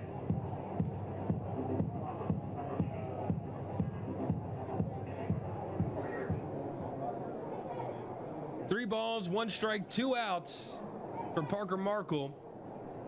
Facing off against Ben Norman. He comes set for the 3-1. Fastball missing away at the 2-out walk to load the bases back up for Staten Island. Fifth walk of the game given up by Parker Markle, second of this inning. As now there's a little bit more activity down in the bullpen for the Flying Boxcars. And we'll get a timeout taken by Mike Galino. Keeping an eye on the managerial staff for the Boxcars down there. They don't look to be too ready to make a move quite yet. And Markle, one of the more go-to starters for the Boxcars. Him and Kickham, I would say, are the 1-2. But as I mentioned in yesterday or during yesterday's game, during the broadcast, that this Boxcars staff is still trying to find their identity. There's a lot of guys like Nick Trabacki last night. He's a traditional relief pitcher, trying to work his way into a starter. Malik Binns, who was a starter during the Education Day game, on Wednesday rather, he is a traditional relief pitcher trying to become a starter. The first pitch to the catcher Brooks, low for ball number one. But this team just trying to find their identity, just trying to work their way through this first half and try and work their way into a good rhythm. Fastball on the outside corner for strike one from Parker Markle. And Markle came into the game with an 0-1 record, 6.75 ERA. He's given up 10 hits, struck out 13 and walked 9. Slider just missing the outside part of the plate, low and away for ball number 2. 2-1 the count to the catcher Robert Brooks. He had a big home run last night, his second of the year. Markle comes set to 2-1. Fastball missing, low and away. 3-1 now the count. And keeping an eye over Mark Mason, manager for the Boxcars in the dugout. He's gotten a little closer to the top step now with this 3-1 count. But 2 outs for Staten Island. Boxcars can still work out of this. And that fastball right on the inside corner for strike number 2. A good running fastball from Parker Markle. Big pitch, 3-2, 2 outs, bases loaded. Can't afford another walk here. You're looking for Brooks to either put it in play or get a strikeout to end the inning. And here's the payoff pitch. That's a slider low and away. As that'll walk in a run, the second run here in the top of the 5th inning for Staten Island.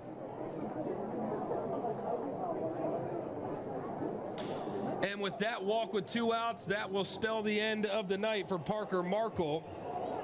We'll step aside for a few seconds. We'll do up Parker Markle's total and get you your new pitcher for the Boxcars here in the top of the 5th.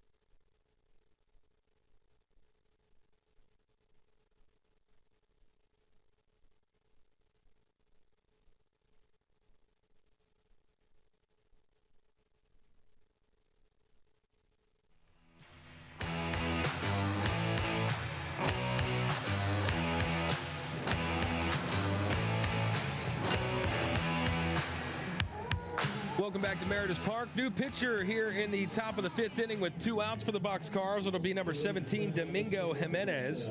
He takes over for Parker Markle, went 4 2/3, giving up 6 hits, 4 runs, walking 5, and striking out 3. Domingo Jimenez coming out of the bullpen tonight. This is his 10th appearance. A 3.09 ERA, 1-0 record, and 11 2/3 innings pitched. He's given up 4 hits, 5 runs, 4 of those earned, 4 walks, and struck out 12. And now he's got 2 outs and the bases loaded here in the top of the 5th with 2 runs already plated for the Ferryhawks in this top of the 5th inning. First pitch from Jimenez to Guzman. Fastball well up and away for ball number 1. Jimenez, with his fastball, he'll work somewhere in between 90 to 95 miles an hour. He's got a good off-speed pitch. That'll be right around the mid-80s. Comes set for the 1-0. Fastball missing low. Almost had Guzman looking at that one. Guzman on the night, he had a base hit, an RBI base hit back in the 4th inning. He was able to get Scantlin around to score. But in his first bat back in the 3rd, struck out swinging. Here's the 2-0. That one fouled back off the netting behind home plate. That foul ball was brought to you by American Cleaning Specialists, celebrating 4 decades of impeccable customer service.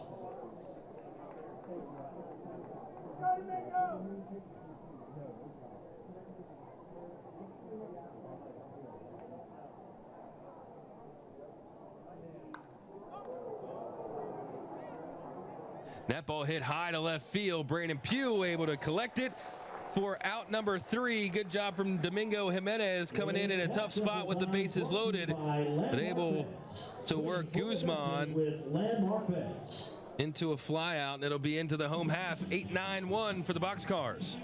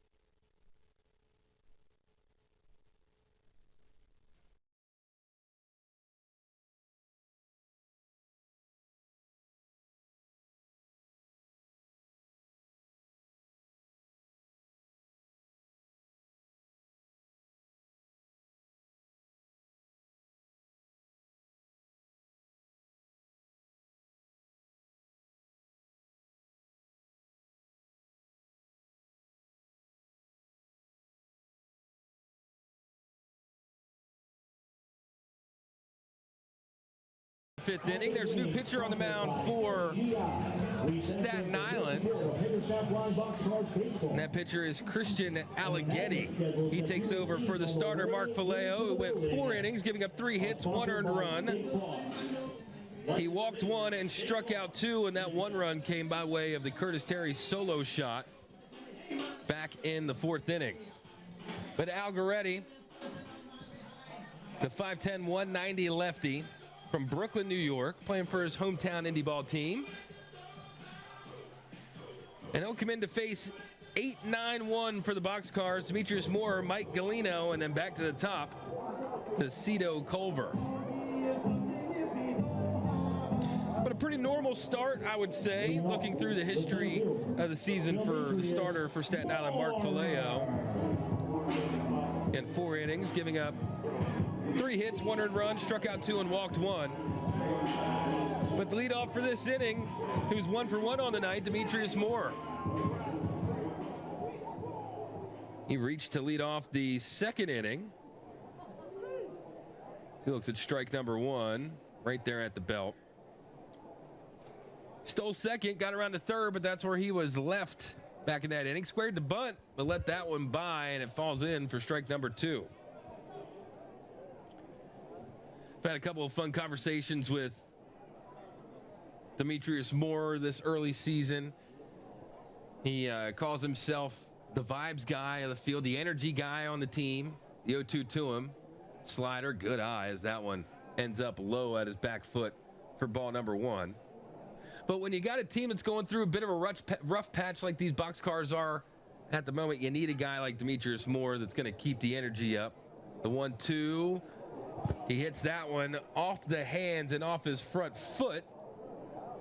So that'll keep the count at 1 ball, 2 strikes. Again, tonight is the Flow Sports ALPB game of the night, game of the week.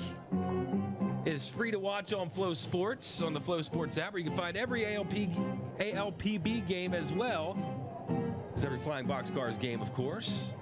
But welcome in to those of you that's your first time experiencing Meredith Park, the brand new Meredith Park in downtown Hagerstown, Maryland. And tonight is the official grand opening.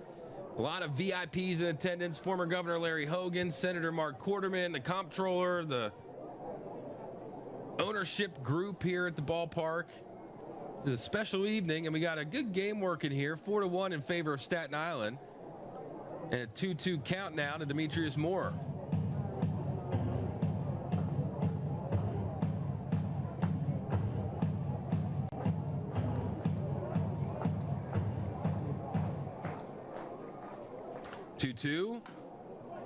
Moore doing a good job fouling off that slider that looked like it was going to settle in on that inside corner.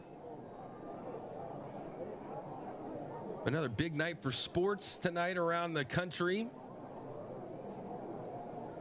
If you're a regular viewer here of Flying Boxcars baseball, the 2-2 inside, 3-2 count. You'll know I'm a New York Knicks fan. Big game for the Knicks tonight. Game 6 of the Eastern Conference semis against the Pacers. The Knicks looking to clinch it in 6. The 3-2 inside, and a good leadoff walk for Demetrius Moore. He gets on base back-to-back times. Nearest concession stand and grab a delicious Gordon's Grocery crab cake sandwich. First walk of the night given up by the relief pitcher for Staten Island, Christian Alleghetti. And if you're new to ALPB baseball, there's a lot of really cool stadiums in the league. Of course, biasly, I would say that the coolest one in the league is Meredith Park here in Hagerstown. But Staten Island, boy, you can't ask for a better backdrop there with the New York City skyline and the Statue of Liberty as that ball comes inside and hits the inside of the back knee of Mike Galino. They still check on the swing. They said he didn't go. That's one that's going to feel probably a little awkward for Galino on his back knee like that. It was a little strange, but Boxcars will take the base runners.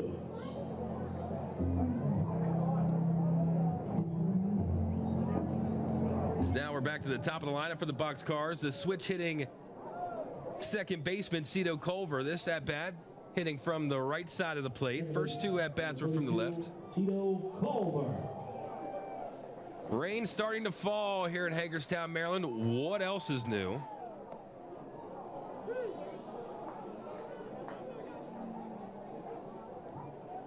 So we'll get a meeting between the battery of Brooks and Alleghetti. But make sure you're keeping up to date with everything going on with the Flying Boxcars. You can follow the team on Twitter at GoFlyingBoxcars. You can find highlights on there. And all kinds of different things. Updates on events here at the ballpark.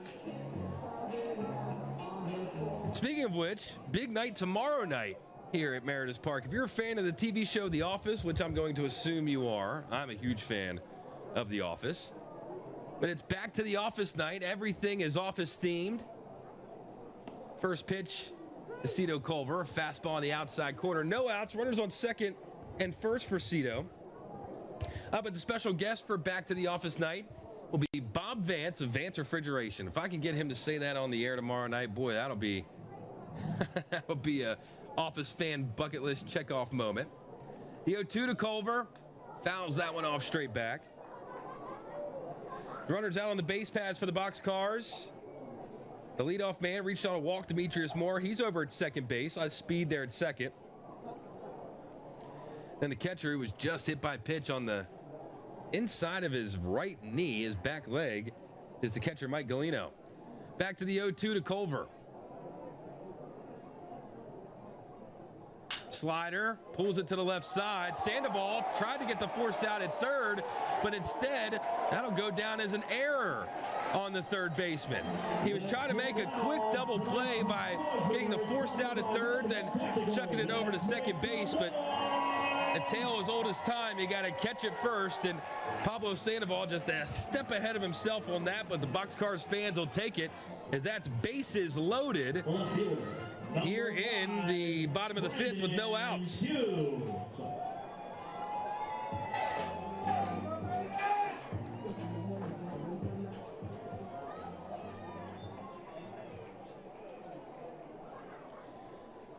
That the fourth error on the year for Pablo Sandoval over at third base. Now a big spot with no outs for the Boxcars. First pitch swinging is Pugh. He's going to hit it right back to the pitcher Alleghetti, but he was able to beat out the throw at first, so he's able to work his way through that double play, but unfortunately unable to plate the run at home with Demetrius Morris. So now one out. The designated hitter, number 27, Yuri Perez. With the longtime Hagerstown ball player Yuri Perez now to the plate. Still bases loaded for the Boxcars with only one out.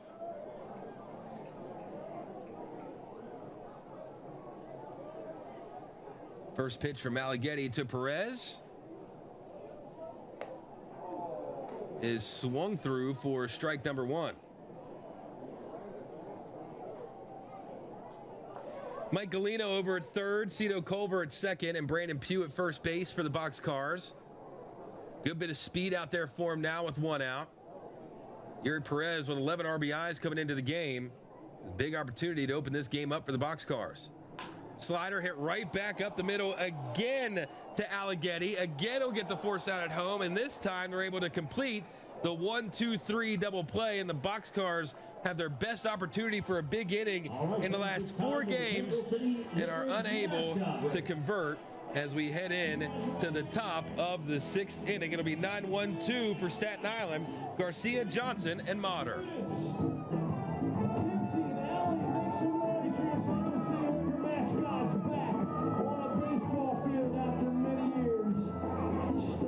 Somewhere not getting drank.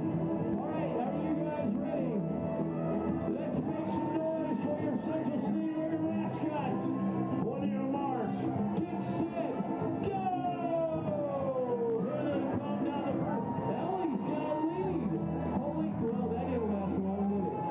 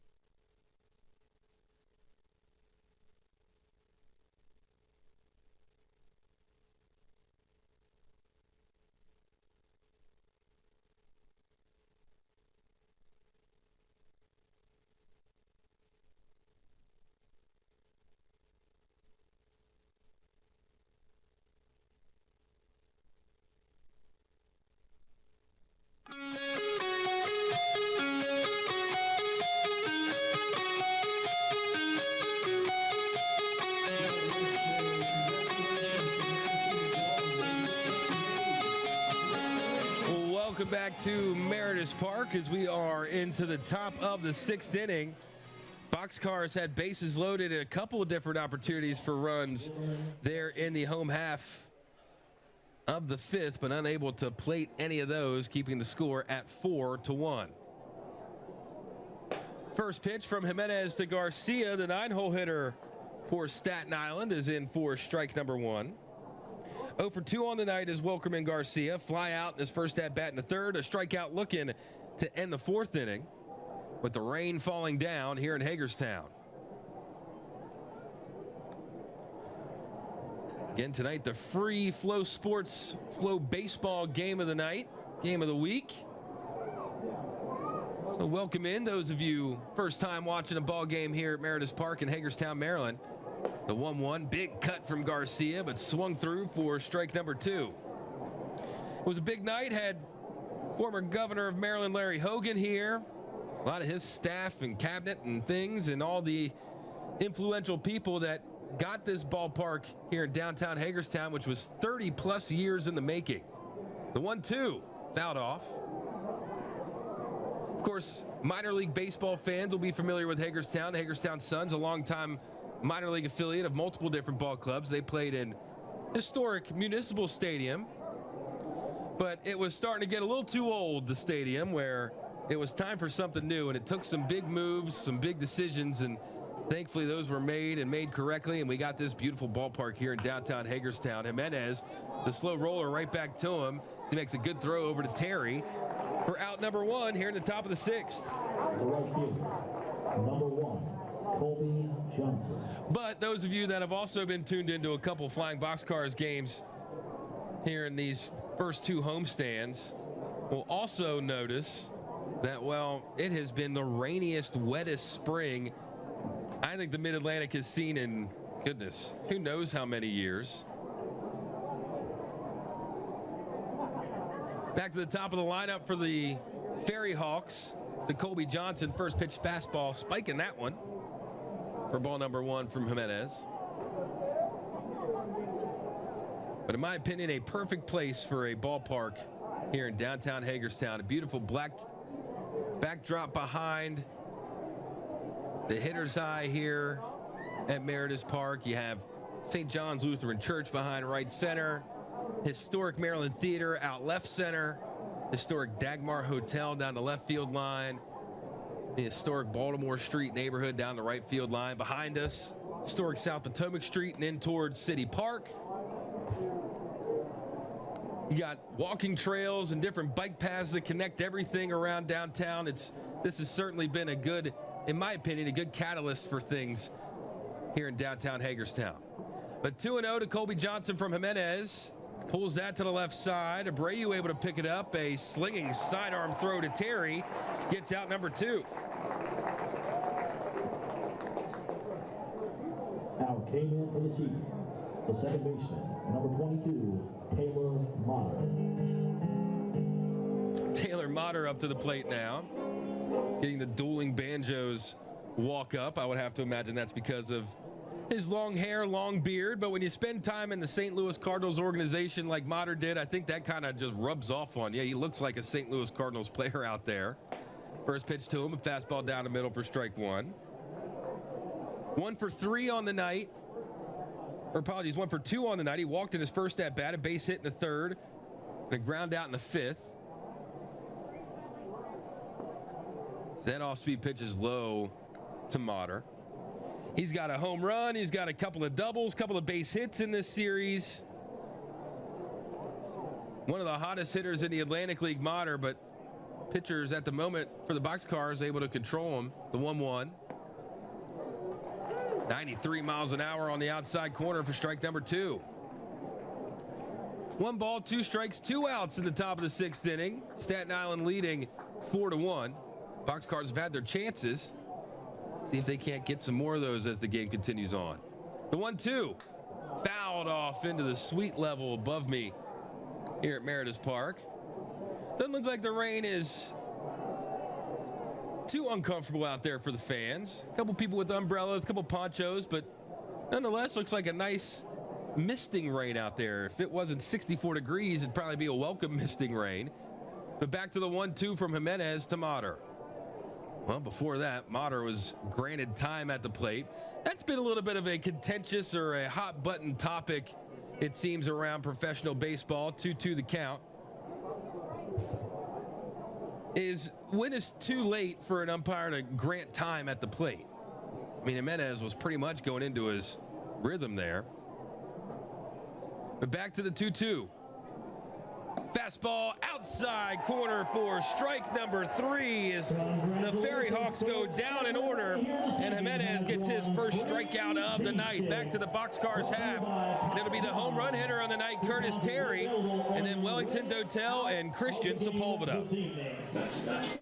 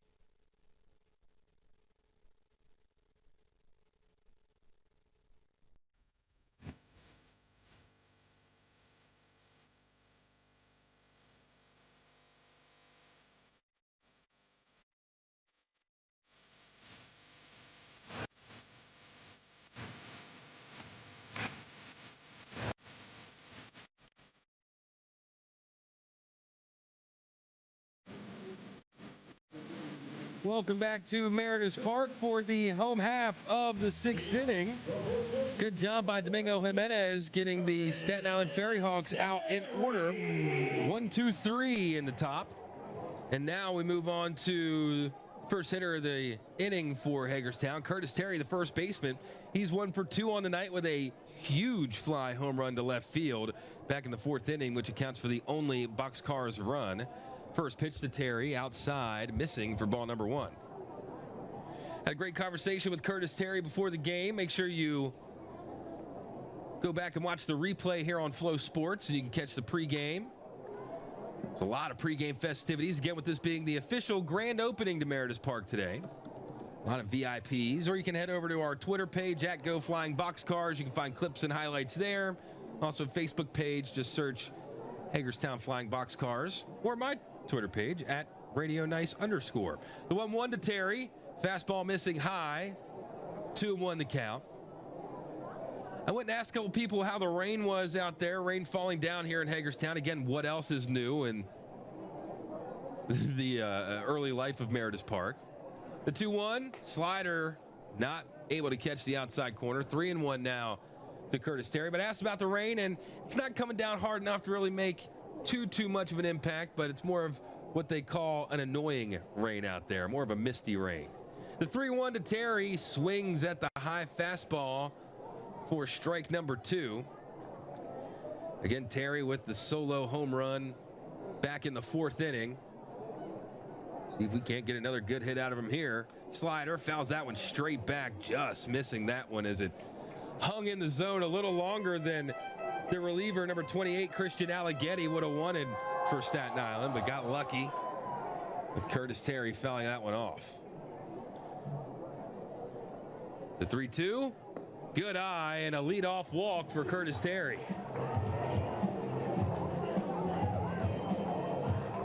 That's the second leadoff walk for the Boxcars in the game. The 5th inning started off that way with a leadoff walk to the center fielder, Demetrius Moore. And again, this is the free game of the week on Flow Sports. And if you're unfamiliar with Hagerstown here in Western Maryland, and well, Hagerstown is just like the rest of Maryland, where they are Maryland blue crab obsessed. You can get crab cake sandwiches and crab fries here at the ballpark, which are amazing, I'll add. First pitch to the right fielder, Dotel, in for strike one. Second pitch, slider low for ball number one. But not too far from D.C. and Baltimore here in Hagerstown, right off I-70 and 270. You got to break off to go down south to D.C. But about an hour to either one. About 2 hours and change out to Pittsburgh to the west. If you keep on going past Baltimore an extra hour, you can get to Philadelphia. We're right here at the crossroads of Interstate 81 and Interstate 70, two of the main corridors, interstate corridors in the country. Route 40 also comes right through Hagerstown. Route 11. So this has been a transportation junction for a long time as Dotel swings through that slider, bringing the count to 2-2. And of course, the Flying Boxcars are named as such for the plane, the Boxcar that was built here in Hagerstown at the Hagerstown Airport, Fairchild Designs. The 2-2 to Dotel, check swing. They'll look down at first base. They say, did he go? He didn't. But there were a couple different options for names that were given to that the public gave to the ball club. The Tin Lizards was one. The Battle Swans was another one, and paying homage to the Swans at Historic City Park. But instead, the Fairchild C-119 Flying Boxcar, which was made here in Hagerstown, was picked as what I believe a fitting mascot for this new Boxcars ball club flying into the future. And well, Dotel won't fly, but he'll walk his way to first base. Back-to-back walks to start off the 6th inning for the Boxcars. Now batting, Christian Sepulveda. Shortstop Sepulveda up now. He had a base hit in the 2nd inning in his first at-bat. Then he grounded out to the pitcher back in the 4th. We'll get a visit to the mound here. It's not going to be for a pitching change. Instead, it's going to be pitching coach Johnny Barbado out to the mound to speak with his reliever, Christian Alleghetti. Again, a quick little info on the C-119 Flying Boxcar. Its first flight was November 17th of 1947. Again, made right here in Hagerstown, Maryland, developed by Fairchild. And it was more of a people and a equipment mover. It wasn't a bomber or any fighter per se. It was to move paratroopers and equipment across the battlefield. And it made its first introduction into the Air Force in December of 1949. But back to the action. First pitch from Alleghetti to Sepulveda is swung on and pulled down the line, going foul, just foul, as that would have definitely scored 2. As the Boxcar still hanging around in this one as we get to the middle innings. Trailing 4-1, but good opportunity for some runs here with runners at first and second.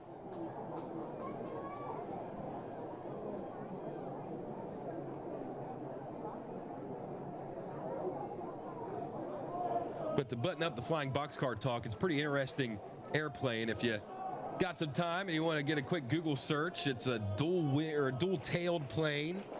I'm not sure if I'm using the correct terminology on that one, but pretty neat nonetheless. The 0-1 to Sepulveda. Fouls that one off. Quickly 0-2 to the shortstop for the Boxcars. Again, rain still falling down, but a nice night nonetheless, sitting right around 65, 66 degrees here in Hagerstown.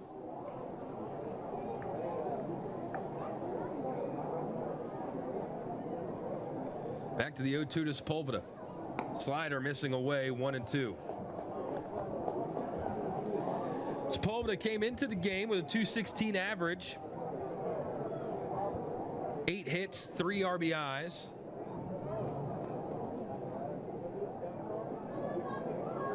An early season addition to the Boxcars. The 1-2 to him. Almost hitting him the off-speed pitch, getting way inside from Alleghetti. Moves the count now to 2-2. So we've had some good at-bats from Boxcars hitters tonight. Good patient at-bats to work full counts after getting behind in the count early. See what Sepulveda can do with the 2-2. Slider hits that one straight up in the air. This time, Brooks just barely hanging on to catch that one, but he had to worry about making sure he called off his pitcher, because back in the fourth inning, when Mark Faleo was still out there, he almost tackled Brooks to bring it out on a pop fly. But now 1 out, runners remain at first and second for the Boxcars after the fly out from Sepulveda.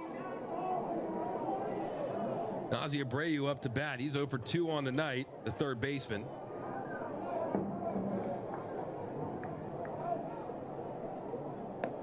First pitch, fastball missing away for ball number 1. And just finally getting the tip off between the Knicks and the Pacers. Been waiting for this one all day. Looking for the Knicks in 6, if anybody's wondering. But now the 1-0 to Abreu. Slider pulled, foul for strike number 1. Ozzie Abreu, 6 foot 195, out of La Romana, Dominican Republic. Got up as high as Double-A in affiliated ball.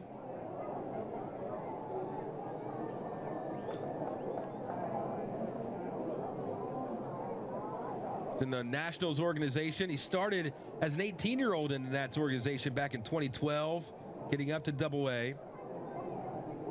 Played for the Hagerstown Suns for a good while. 123 appearances for the Suns way back when, and then rightfully so earned a promotion up to the P-Nats, the Potomac Nats, right outside of D.C. in Northern Virginia.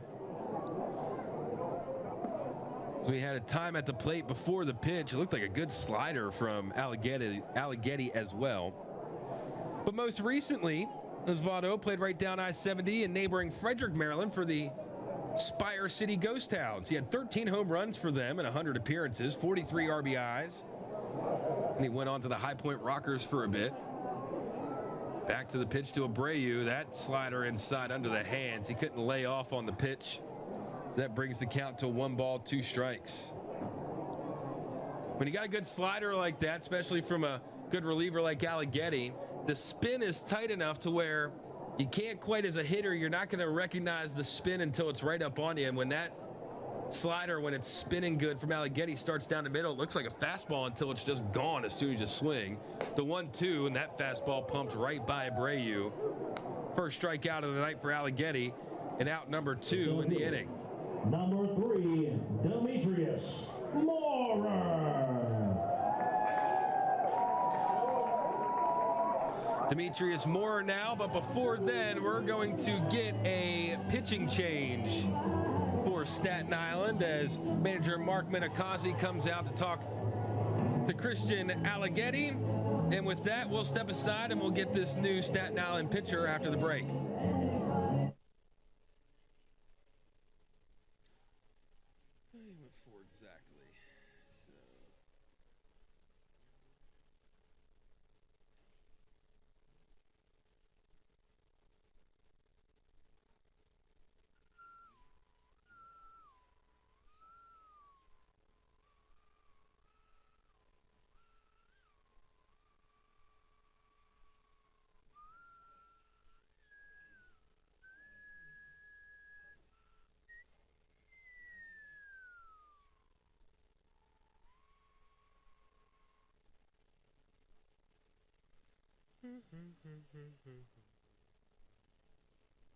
It's time for the TelePlus Call the Bullpen. TelePlus is the official telecommunications provider of the Flying Boxcar, featuring NEC Universe Blue cloud-based focusing. For all of your fire, security, video, telecom, and IT service needs, cover all the bases with one call to Teleplus.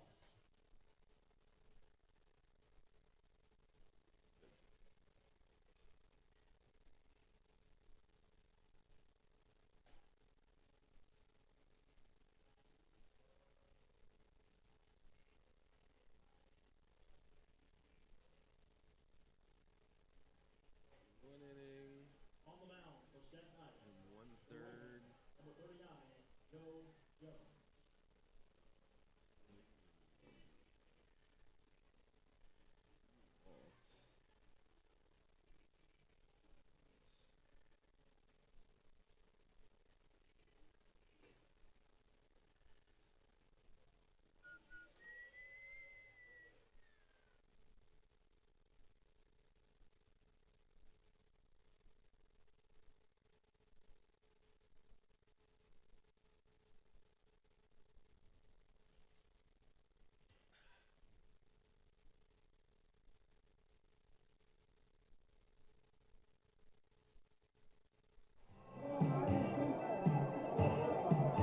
And we're back here at Meredith Park. New pitcher on the mound for Staten Island. That'll be number 39, the right-handed reliever, Joe Jones. He takes over for Christian Alleghetti, win an inning and a third. No hits, no runs, 3 walks, 1 strikeout for Alleghetti tonight. And the first batter that Jones will face is the center fielder for the Boxcars, Demetrius Moore, with runners on second and third and 2 outs.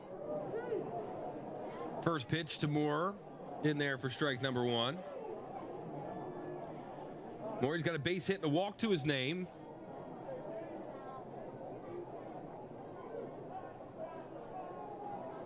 Moore lets that one up high for ball number 1.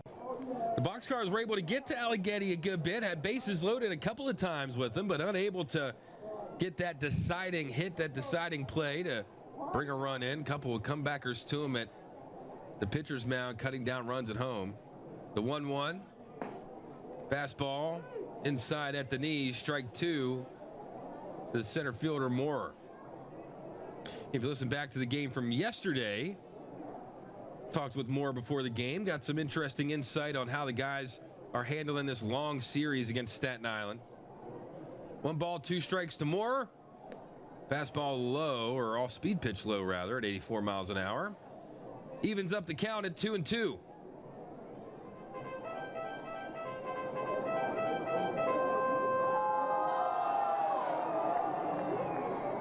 Still a great crowd at the ballpark on this inaugural official opening, grand opening of Meredith Park. The 2-2 fouled off. The first homestand against Staten Island and Gastonia, well, that was more of a soft opening. Working out some of the kinks here at the ballpark, but today we are fully open for business at Meredith Park, and we're seeing a pretty interesting ball game unfold of us here on the artificial turf surface at Meredith Park. 4-1, Staten Island leading. 4 runs on 6 hits for Staten Island, 1 on 3 for Hagerstown, as the 2-2 pitch is well up in the zone. Full count, 2 outs for Joe Jones, facing off against the Boxcars, Demetrius Moore, here on this Flow Baseball Game of the Week. Here's the 3-2.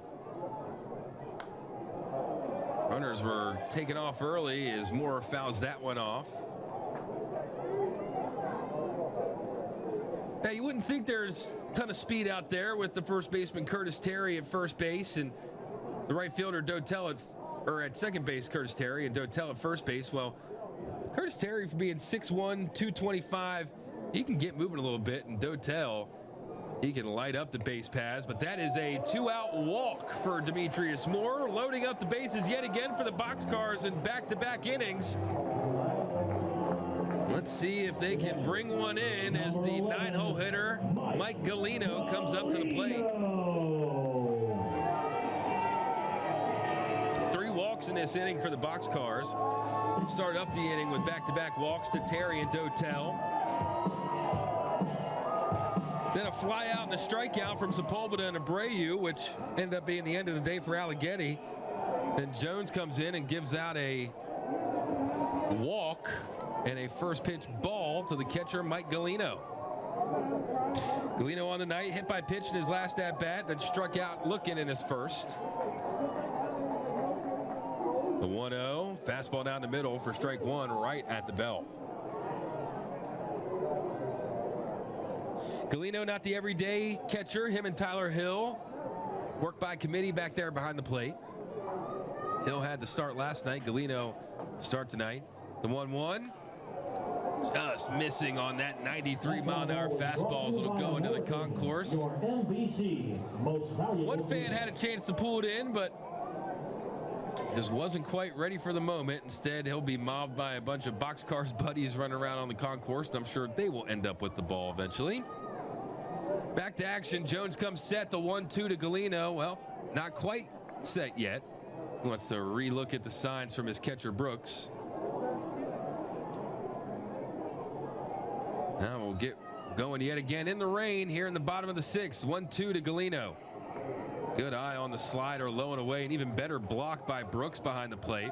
I'm not sure how eager Curtis Terry would be over there at third base trying to advance on a pass ball. It'd have to be the perfect type of pass ball, I think, with 2 outs, of course, and you're down by 3.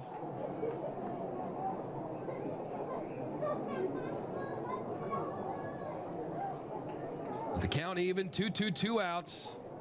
Jones comes set to the Boxcars catcher, Mike Galeno. Hits it up the middle. It's going to be a tough play for Guzman, getting it on the run and throwing it on the run. He makes a great play on the slow roller. The Boxcars get the bases loaded in back-to-back innings, but again in back-to-back innings, unable to bring in a run. So as we go into the top of the 7th, it'll be 3-4-5 for Staten Island, Sandoval, Dunnan, and Scantlin.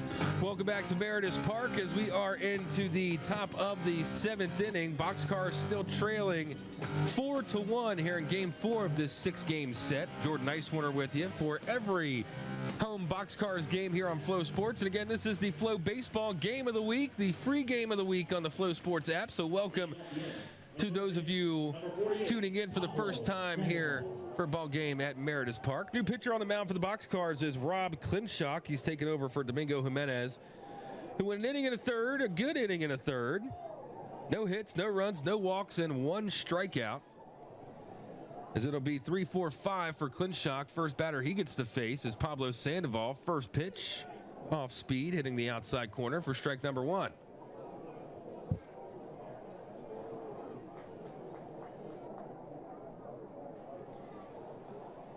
Sandoval 0 for 2 on the night.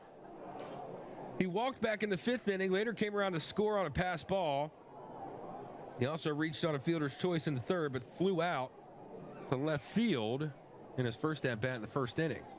He's quickly facing a 0-2 count from Clinshock. So he fouls that one off down the third baseline. Again, the rain coming down here in Hagerstown, although it looks to be on its way out. I was looking at the radar in between innings, and this is just a mist type of rainstorm. We're catching the edge of a storm system, but it looks like it's going to stay to the south of us. Thankfully, we don't need another fully rainy game here. The 0-2, big fastball up and in, gets Pablo Sandoval to strike out to start the inning, and a good start to the outing tonight for Rob Clinshock. So striking out Taylor Motter was Domingo Jimenez to end the sixth inning, and then to start the seventh, well, Rob Clinshock striking out Pablo Sandoval. Sandoval sure want to get that at-bat back, swinging at that pitch. Clinshock's first one to Joe Dunnan, the first baseman, goes foul down the third baseline. He's 2 for 3 on the night. Got a base hit in the first, flew out in the third, and a base hit back in the fifth, and later came around to score. Almost identical outcomes of identical pitches. Another off-speed pitch inside, and Dunnan again fouls it off down the third baseline, and a good job for Clinshock getting ahead early in these first two at-bats. So he has Joe Dunnan facing an 0-2.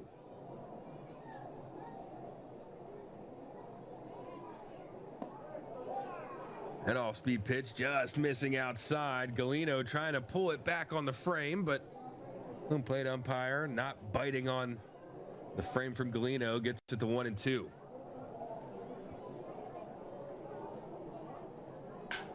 That ball hit down the third baseline. It's going to go well foul into the DRB Homes Family Center, and thankfully with the rain coming down, all the umbrellas are up down there, so all the fans huddled under the umbrellas were protected by that foul ball.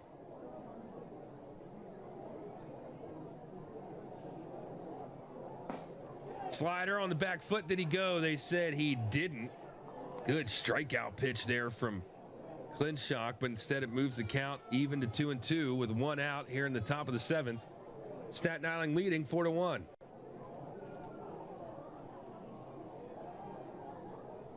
Two, fastball swung through, and strikeout number 2 for out number 2 in the top of the seventh inning.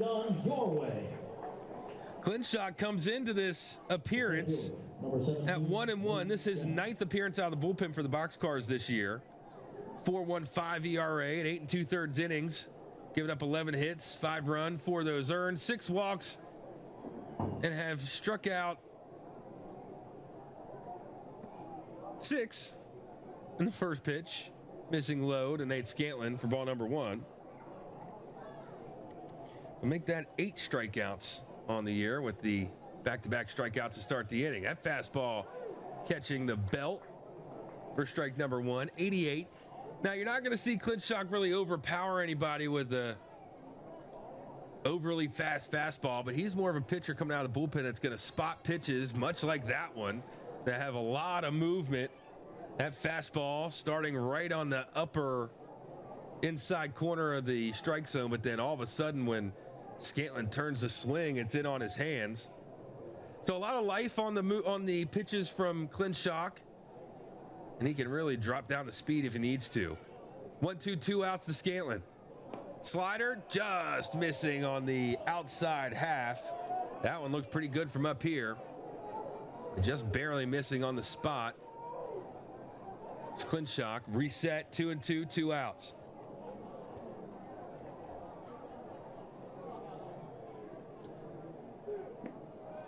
That off-speed pitch didn't give Scantlin any worry as he lets that one bounce to 3-2.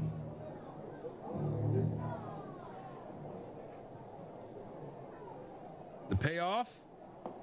Fastball, outside corner, strike number 3, third out of the inning, back-to-back strikeouts for the reliever, Rob Clinshock, and we will head into the home half, still at 4-1, and it'll be 1, 2, 3, Culver, Pugh, and Perez.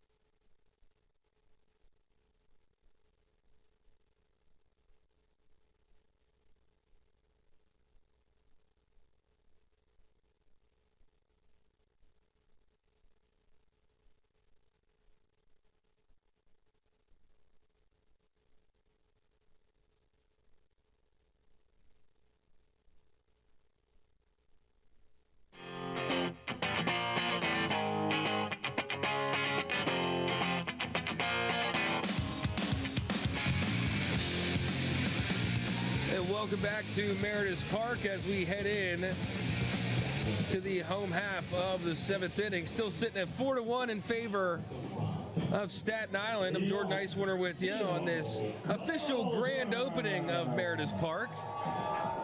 It's also fireworks night tonight. Good crowd all night here at the ballpark. Good weather as the rain has finally stopped. It's more of a annoying misting rain there for the last couple of innings. But it'll be 1, 2, 3 for the Boxcars, Culver, Pugh, and Perez. Culver, the switch hitter, hitting on the left side this at-bat. First pitch to him from Jones is in for strike number 1. Culver reached on an error back in the 5th inning.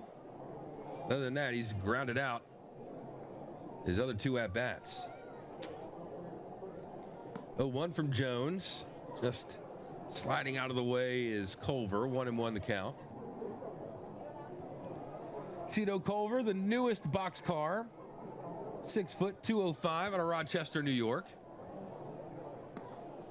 He looks at that ball inside, 2-1. Wonder if he's rooting on the Knicks at the moment. I certainly am.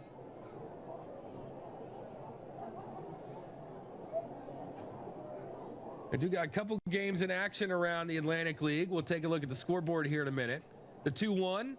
Hit up the middle. It'll be a tough play for Guzman. He's able to get it in the hole and make a good throw across the diamond to first base for out number 1. A good shortstop over there in Guzman. Brandon Pugh up now. He reached on a fielder's choice in the 5th, then 2 groundouts to his name. But the first game that went final today, starting at 3 o'clock, was York and Lancaster facing off. York takes that win 8-1. And it's 6:45 on the doubleheader of that York and Lancaster matchup. York took game 2, 6-3. Now, along with our game here in the top of the 7th and the top of the 9th, it's a tie ball game. Big game in the Southern Division between Charleston and High Point. That's a 1-3 matchup. As that's strike 2 to Brandon Pugh on the outside corner. 3-3 in the top of the 9th between Charleston and High Point. Charleston, the number 1 team in the South at 13-6, and High Point at 11-8, 2 games back. Good eye from Brandon Pugh letting the 0-2 pitch away for ball number 1.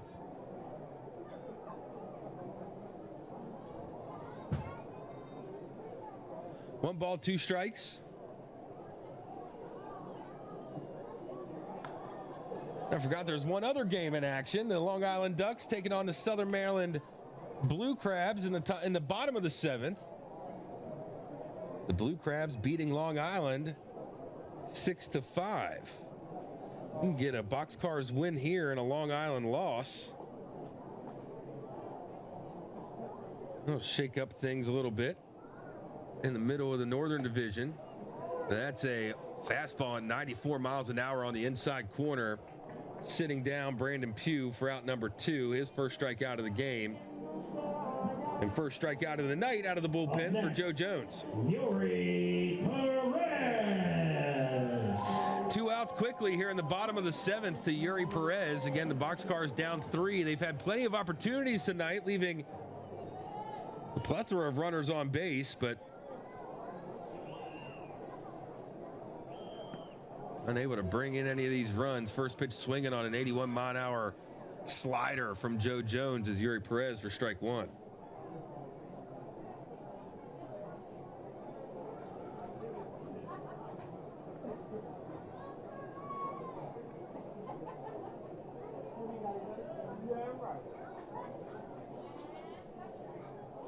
Perez swings through a 93-mile-an-hour fastball for strike number 2. And Joe Jones, he's a big guy out there on the mound, 6'5", 245 out of Cookeville, Tennessee. And again, mid-90s fastball, but he's big enough out there to where it doesn't. It's a deceiving 95-mile-an-hour fastball. I'm sure it's not so deceiving for Yuri Perez at the plate.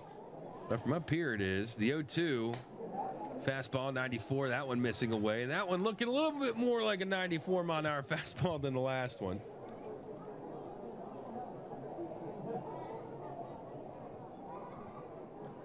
One ball, 2 strikes, 2 outs to Yuri Perez. Slider poked it right back up the middle. Good 2-strike approach for Yuri Perez and a 2-out base hit for the Boxcars. And you need to get a runner on here because the way Curtis Terry's starting to swing the bat in this series, you never know when he could send one out. And he sent one out for the lone run for the Boxcars back in the 4th inning. Now, this could be an interesting matchup for Curtis Terry.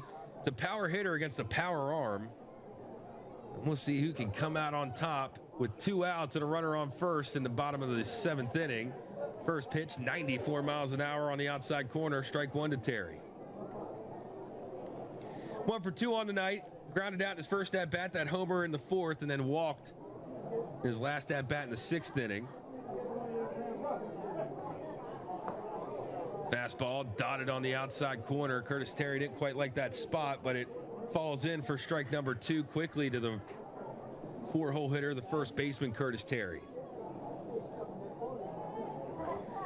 See if Jones goes back to that high heat fastball for strike number 3. The pitch fouled off straight back. He did go back to the fastball, that time pumping it up to 95. Did have Perez running on the play.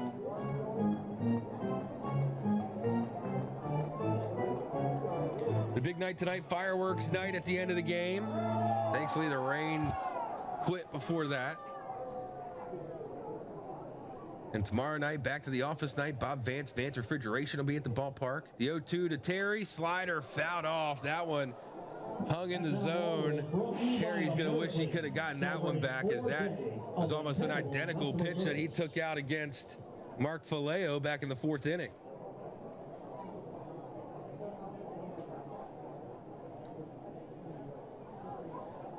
But Jones comes set. The 0-2, 2 outs to Terry. Fastball missing high. Good eye from the first baseman, Terry. Extends the at-bat. 1 ball, 2 strikes.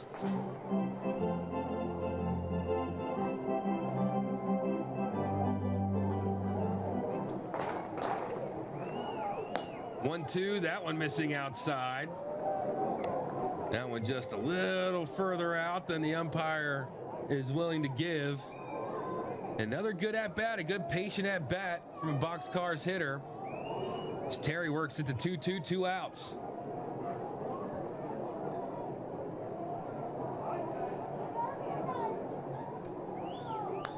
Fouled off. Keep it here at 2-2 again on this Flow Baseball, Flow Sports game of the night. Free Flow Sports game tonight. So welcome to those of you tuning in for the first time here at Meredith Park for a Flying Boxcars game. It's been a fun one. 4-1 the score. A couple of home runs. A leadoff home run to start the game for Colby Johnson in Staten Island. And Curtis Terry up now. Hit one in the 4th. Then he'll watch a 92-mile-an-hour fastball go well up and out of the zone, working into a full count.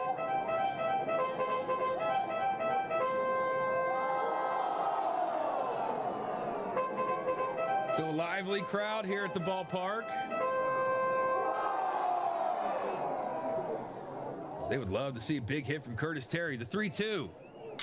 That ball hit to deep left center field. Norman tracking back to the warning track, to the wall, and it falls in front of the wall. That'll score Yuri Perez, and a 2-out RBI double for Curtis Terry. Let's make some noise!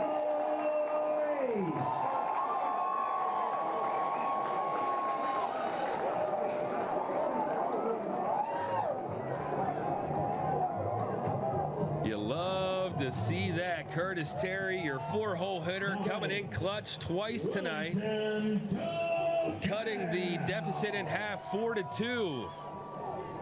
Here in the last third of this ball game, in the bottom of the 7th. A big hit from Curtis Terry, his 2nd RBI on the night, and now finds himself in scoring position for another hot hitter, Wellington Dotel. Affectionately referred to by his teammates as Blade. See him walking around during batting practice and pregame warm-ups with big blade-like sunglasses on. The 1-0 to him, that fastball catching the outside corner for strike 1. But Dotel, another good-sized boxcar, 6'1", 230 from Nabia. The 1-1, fouled off straight back on the 92 miles an hour fastball. Just missing that one. 1 ball, 2 strikes to the right fielder, Wellington Dotel. Came into the game batting .266. 0 for 1 on the night, a strikeout looking in 2nd, then reached on back-to-back walks. Has a bit of a Adrian Beltre situation happening here with Christian Sepulveda. In the on-deck circle, he was starting to work his way a little closer to home plate. The umpires weren't happy about that, but the 1-2 slider started up around the chin of Dotel, but almost came into the inside part of the zone. Instead goes to 2-2.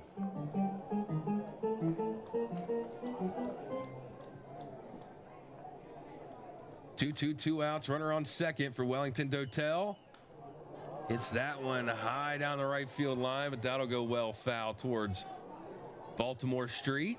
Bounces off top of the garage and officially goes down into Baltimore Street, keeping the count at 2-2.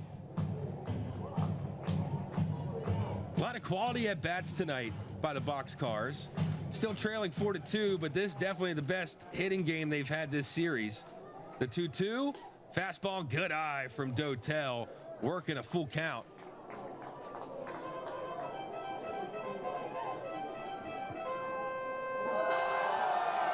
Boxcars would love to get the deficit to Staten Island down to 1. A base hit you'd think would do it.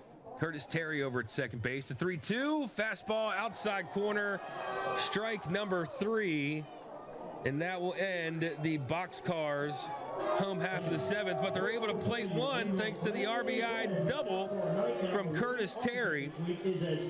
As the score will run now to 4-2 Staten Island. It'll be Norman, Brooks, and Guzman for Staten Island in the top of the 8th.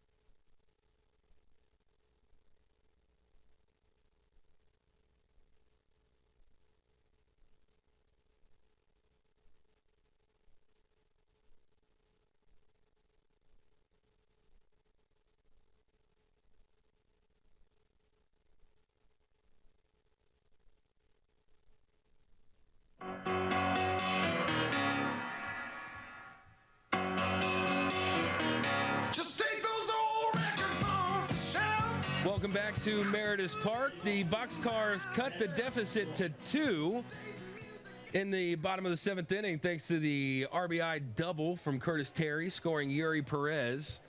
And that makes the score 4-2 in favor of Staten Island. New pitcher on the mound for the Boxcars is Dylan Sabia. Takes over for Rob Clinshock. Good outing for Clinshock.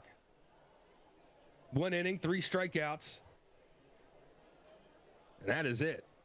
You need a couple more of those from Boxcars relievers against these bats of Staten Island, that's for sure, throughout the rest of the series.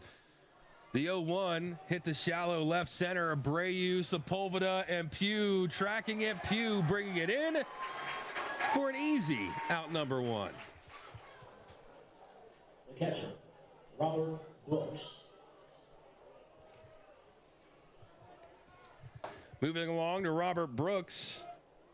He's 1 for 2 on the day. An RBI base hit back in the 3rd inning. Then he walked in the 5th and struck out in his initial at-bat tonight.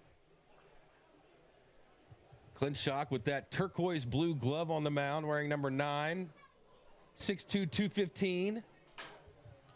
Out of upstate New York. That one fouled off. Dotel looking like he's got a beat on it, but that one will end up going well foul for a loud strike number 1 in the inning. Was brought to you by American Cleaning Specialists. It's not just cleaning, it's American. Again, plenty of places to hang out around the ballpark here at Meredith Park, where you just saw down the right field line, the DRB Homes Family Center. The 0-1 low, 1-1 the count. You got the Power Alley Pub out in right center, right next to the bullpens. You got the scoreboard deck out in left field, and of course the Meinl Schmidt Beer Garden down left field. And then there's plenty of places to stand and sit all around the concourse, and of course you got your traditional seating areas around the ballpark. But a baseball fan's paradise here at Meredith Park. Hard hit ball from Brooks. That'll get extra bases as it rattles down in the left field corner. Well, it was a good job by Pugh, as I called that one a little too early. Pugh got there fast and held Brooks to a 1-out single. With as hard as Brooks hit that one down the line, it looked like it was going to rattle around there a little bit more, but Pugh, playing back on the play, was able to cut it off in time. Now double play opportunity for the Boxcars. 1 out, runner on first, and the shortstop, Jason Guzman, the switch hitting shortstop, up. First pitch from Sabia is up and away for ball 1. Brooks having a little trouble getting what they call his oven mitt on his right hand, or on his left hand rather, over at first base. The glove you see a lot of baseball players with in their back pocket nowadays, and you see them popping on the mound or on the base pads. It's to help them protect their hand, sliding in so it doesn't get stepped on or caught up on the bag. The 2-0 to Guzman. Big swing on the 90-mile-an-hour fastball for strike 1. Again, stay up to date with the Boxcars. You can follow us on Twitter at GoFlyingBoxcars, on Facebook, Hagerstown Flying Boxcars on there. A lot of cool things happening around the ballpark this year that'll all head to, all that information will be heading to those sites. 90-mile-an-hour fastball missing low, working to count to 3-1 now to the shortstop Guzman. Keeping an eye on some of the scores around the league, especially that Charleston and High Point game. 3-1, that one's hit hard to right center field. That's going to 2-hop to the wall. As coming around third base is Brooks. He's going to send him around third. It's cut off by Sepulveda. To throw to the plate is just late behind the sliding Robert Brooks. So he really had to get on his horse scoring from first on that hard hit ball, but that'll extend the lead back out for Staten Island, making it 5-2. Designated hitter, Wilkerman Garcia. And that's been the case for Boxcars pitchers against these Staten Island hitters. They're throwing good pitches, good sequences, but these are just good hitters for Staten Island that even if you come close to a ball in the zone, as that's a good block from Galino behind the plate, keeping Guzman at second base. But in two-strike situation, especially against these Staten Island hitters, if you keep it anywhere near the zone, there's a good chance they're going to try and get a barrel on it. That time, Guzman able to get the barrel and some, sending it all the way to the wall in right center. One out still here in the top of the 8th inning. 1 run's come around to score for Staten Island. Another one sitting there at second base for the DH 9-hole hitter, Wilkerman Garcia. Sabia stepping off, making sure Guzman doesn't get too far off the bag. He's got Sepulveda standing almost right behind him, directly behind second base.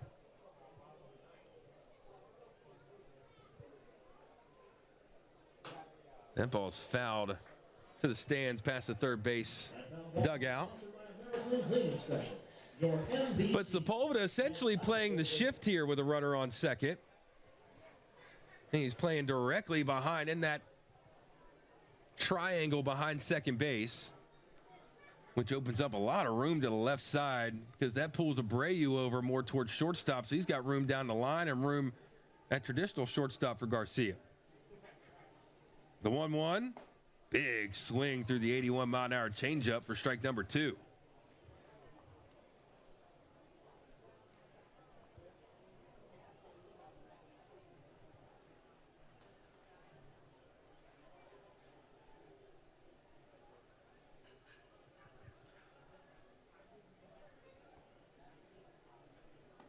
Off-speed pitch, softly away, 2-2 the count now to Wilkerman Garcia. He's 0 for 3 on the night, a fly out, a strikeout, and a ground out to his name. Last night for Garcia, he went 1 for 5 with a run scored. Getting that 10-0 win for Staten Island. This one going a little bit different today as we have time at the plate.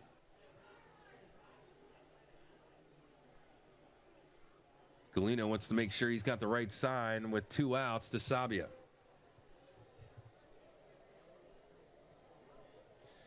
Sabia peers in, shakes off Galino the first time, the second time, now gets the sign he wants on the third one, comes set. Here comes the 2-2 to Garcia. Off-speed pitch, that's one flared behind shortstop. Sepulveda ranging back and making a good running catch for out number 2. He had a play like that last night where he went ranging back towards left field and the ball kind of got away from him a bit, dropped in for a base hit and ended up scoring a run for Staten Island. But this time Sepulveda able to get the best of Garcia for out number 2.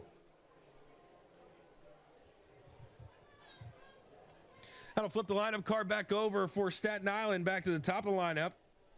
The right-handed hitting right fielder Colby Johnson. He had a home run in the first inning, and that's been it for his production so far. He's got a scoring opportunity at second base, but he hits that one hard to Culver. Cito flips it over to Curtis Terry for out number 3. One comes around to score for Staten Island there in the 8th inning, moving the score 5-2 in favor of Staten Island. 773. But we'll go into the home half. It'll be 6-7-8, Sepulveda, Abreu, and more.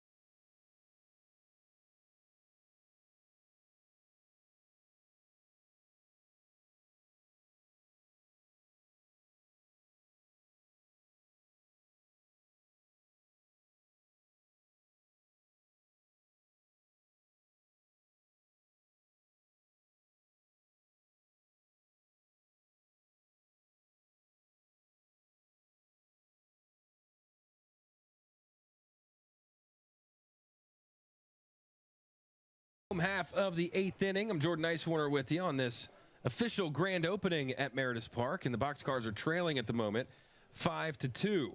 New pitcher on the mound for Staten Island. It's Jimmy Sheffrey. One of the newest Ferryhawks on the lineup. So he gets the pull with a swing through strike number 1.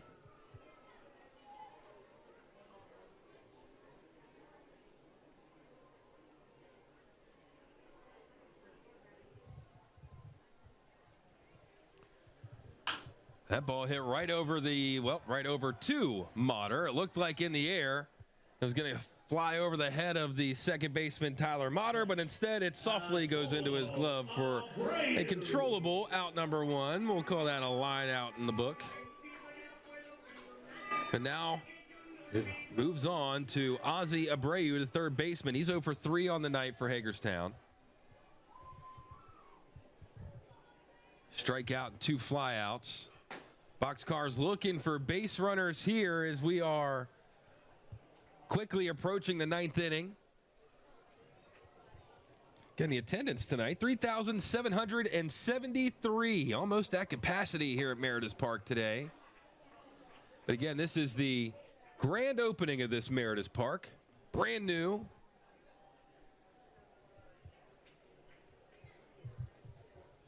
And still even working on it through the first homestand a couple of weeks ago.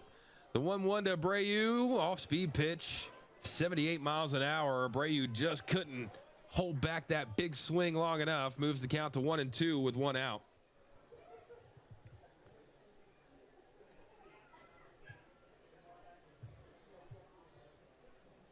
Now the 1-2. Good job on that 91 miles an hour fastball. Fouling that one straight back.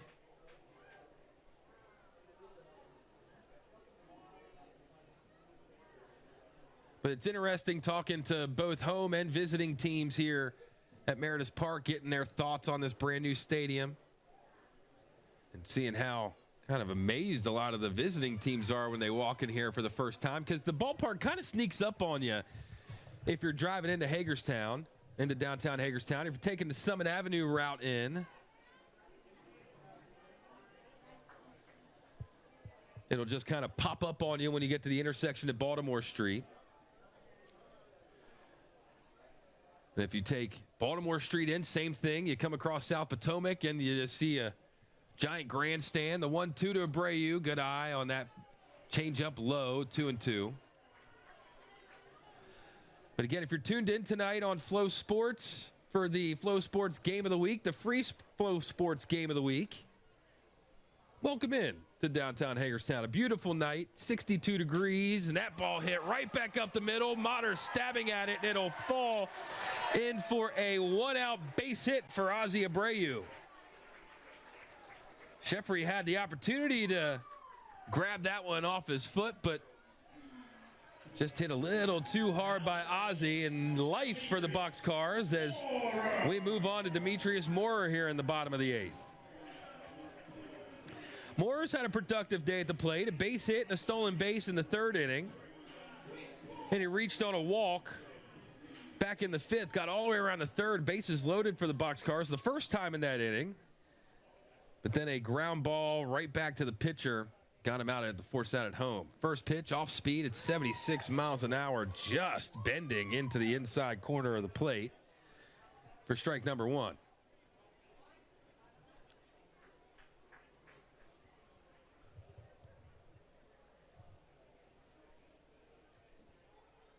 Big cut on that fastball for strike 2 by Moore. 5'10", 175 out of Homestead, Florida. Been in the ALPB for a majority of his career. And the pitcher on the mound for Staten Island, Jimmy Sheffrey, spent 4 seasons in the MLB. So Arizona, 17 and 19, and then in 21 he was in playing for the Giants in San Francisco. Then also made his way down to the southern part of California, to LA for the Dodgers in 21. He was activated on the 13th for Staten Island, but he was signed way back on the 6th. So it took him a little while to get activated and into the bullpen here for Staten Island, but definitely a good arm that Mark Minakazi certainly likes to go to out of the bullpen. Close pitch on the 1-2. The slider inside missing. 2-2 now the count.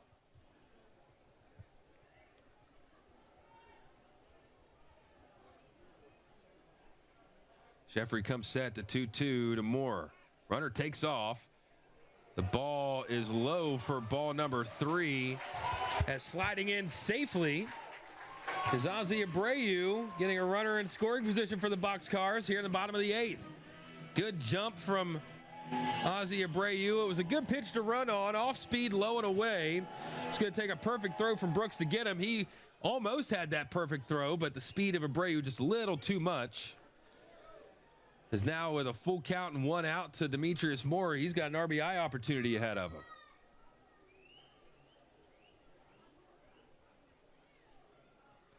Three-two. Off-speed pitch, tapped softly up the middle. That'll advance the runner with 1 out. And the speedy Moore is just called out by half a step. It took a hard throw from Guzman, pretty much right at the pitcher's mound to get the speedy Moore. He's not happy with the call, but without the instant replay right next to me at the moment, it looked like he was beat by just half a step, but still does half a job, does Moore, getting Abreu over to third base with 2 outs, and the 9-hole hitter Mike Galino up. With the top of the lineup coming up and the way they've been able to knock the ball around a little bit today, you'd love to see this inning get it extended a little bit more, but on the first pitch, good eye. That ball well low in the zone by the catcher, Mike Galino. 0 for 2 on the night. Strikeout looking back in the 3rd. Hit by pitch in the 5th. Then grounded out his last at-bat in the 6th inning. This is a big at-bat for Galino here. The 1-0 off speed. That one falling in for strike number 1.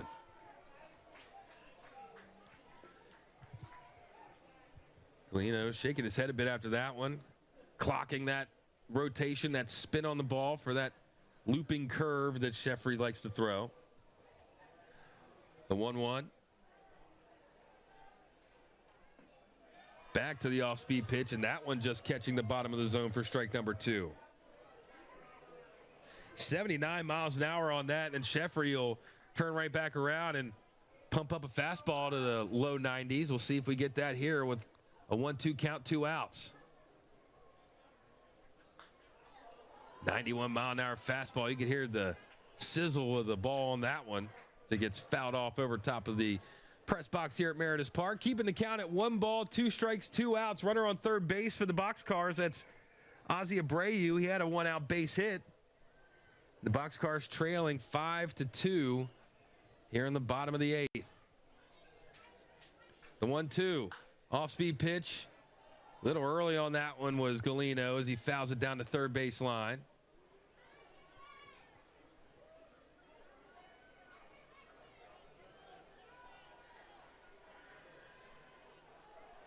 Jason Guzman making friends with all the fans down in the beer garden, chucking that foul ball down there, making everybody scatter and stumble for it. Back to the 1-2.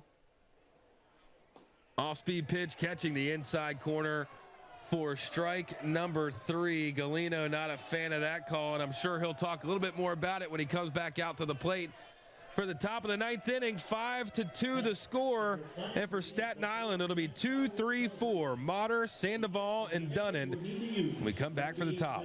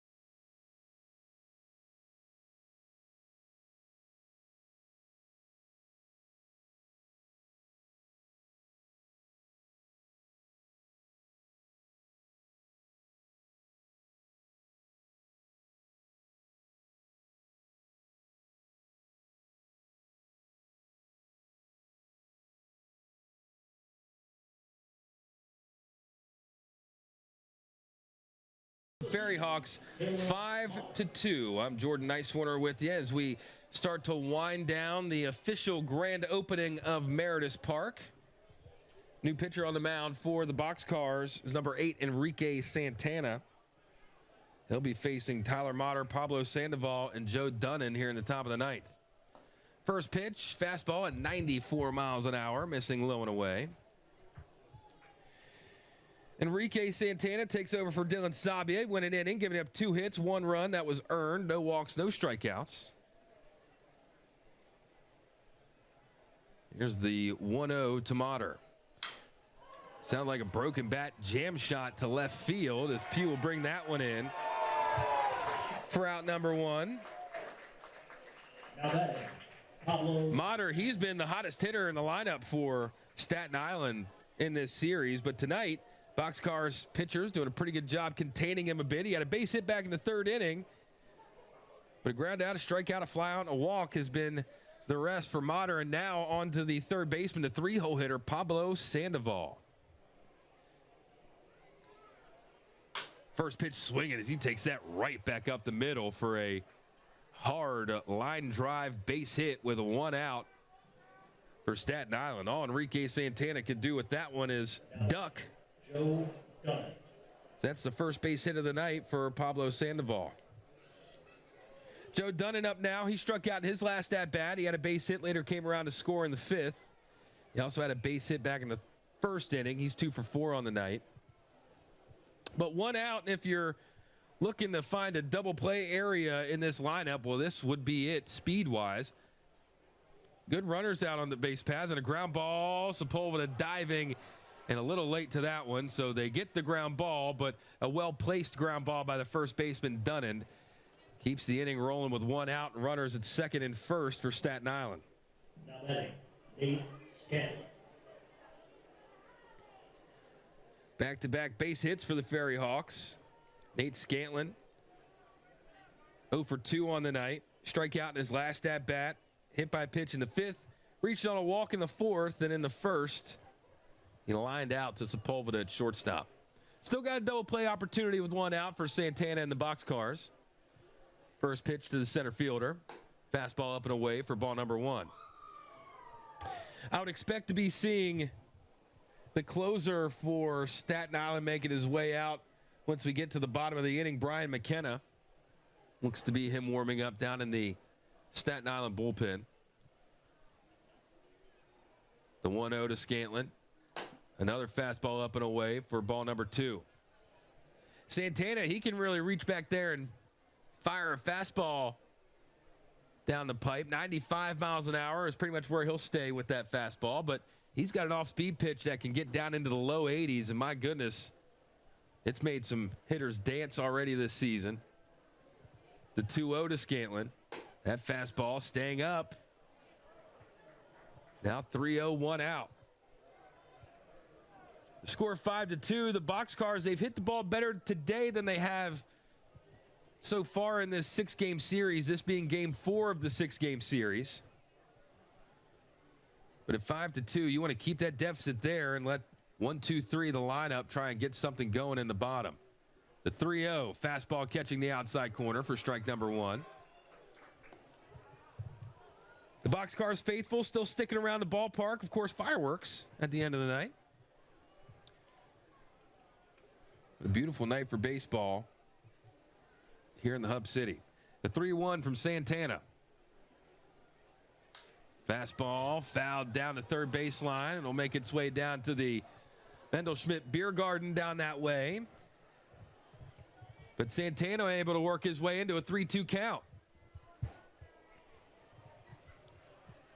Santana wiggles a bit, leans down, peers into Galeno, gets his sign, and gets ready for the 3-2 pitch.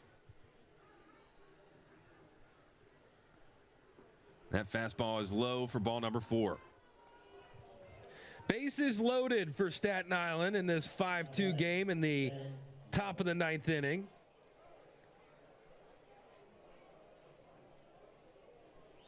Would expect to maybe see pitching coach Manny Corpaz make his way out here at some point. Standing on the top step of the dugout. Bases loaded to Ben Norman. He had a big home run in the Education Day game.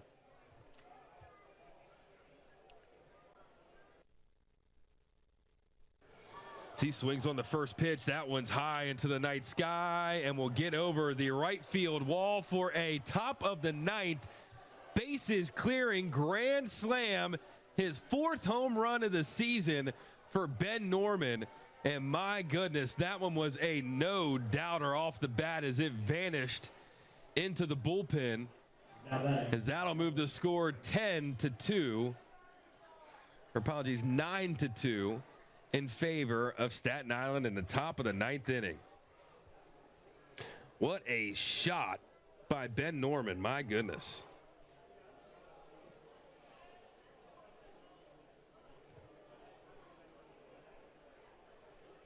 Well, I was saying that Santana, with 1 out, was going to want to try and keep it where it was. The score at 5-2, well,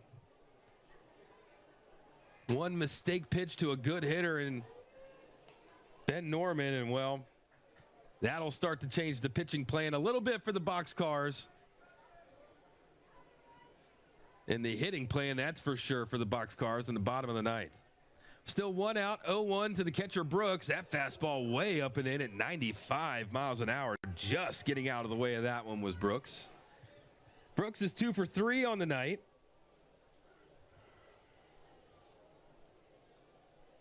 And a base hit came around to score in the 8th inning. And an RBI base hit back in the 4th inning. The 1-1 to him. That ball hit high towards left center. Moore's got a track on it as he'll bring that one in for out number 2. But the life in the ballpark just got sucked out in one massive grand slam home run. The first grand slam hit here at Meredith Park by any player, home or away. So Ben Norman can put that one in his record book and it'll go in ours. But 1 out to the 8-hole hitter, the shortstop, Jason Guzman. First pitch swinging from Guzman. He fouls that one up into the club level above me, the Cintas deck. If you get the opportunity to come to a Boxcars game, of course, the general admission areas and all the places you can stand around the ballpark are perfect to watch a ball game, but that Cintas level is pretty nice up there. The 0-1. Big swing on the 85-mile-an-hour changeup. Quickly 0-2 to the shortstop, who's 1 for 4 on the day, Jason Guzman.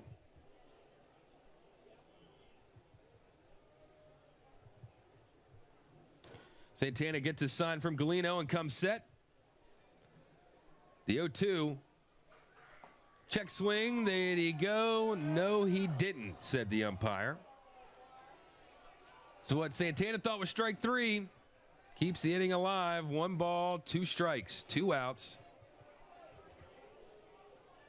So the switch hitting shortstop, Jason Guzman. Here's the 1-2.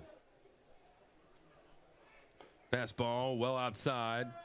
Now the count runs to 2-2. So we are working our way towards 10 o'clock here in Hagerstown, Maryland.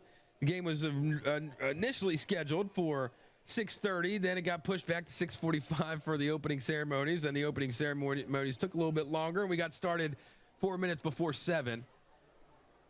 As that fastball inside will move the count to 3-2 with 2 outs to the Staten Island shortstop, Jason Guzman.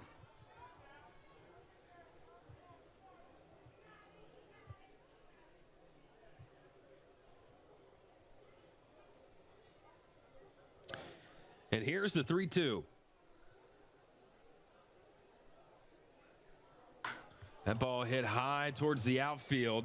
Pugh and Moore are both tracking it down. Pugh will call off Moore, and Pugh will bring it in for out number 3. So good inning for Staten Island. 4 runs come around to score thanks to the grand slam with 1 out from Ben Norman. That'll move the score 9-2. And it's up to the Boxcars top of the lineup to get the ball rolling in the bottom of the 9th. It'll be Culver, Pugh, and Perez.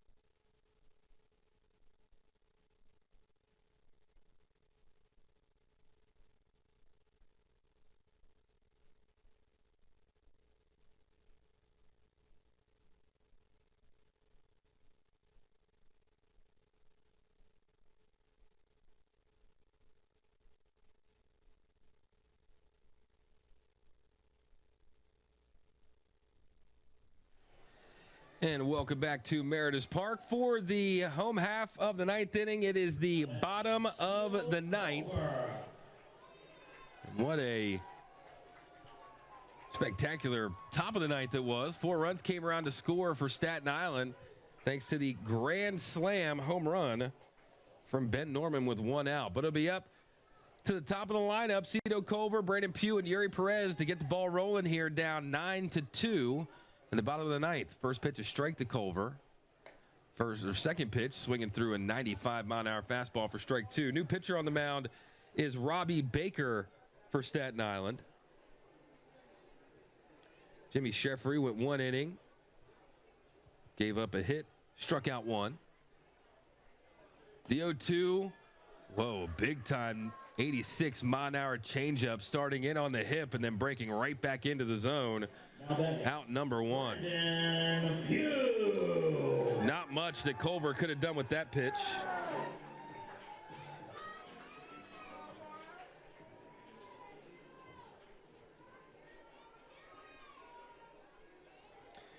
Now the 2-hole hitter, Brandon Pugh, the left fielder.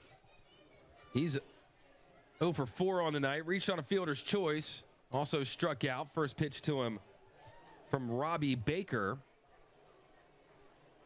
is up and away for ball 1.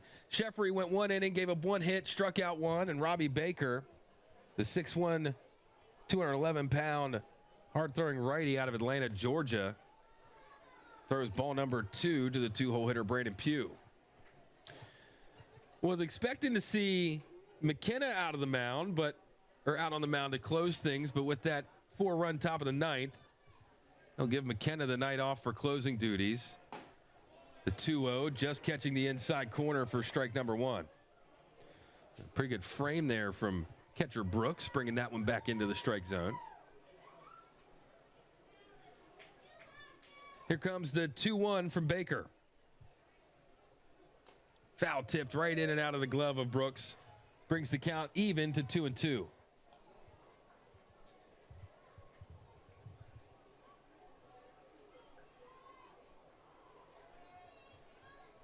Boxcars need base runners.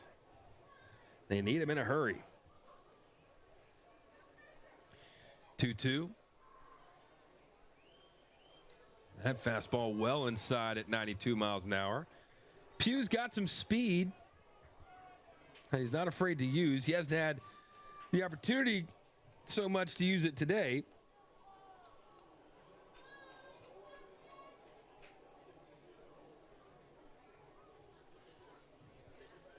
The 3-2 to him. Big swing on the changeup.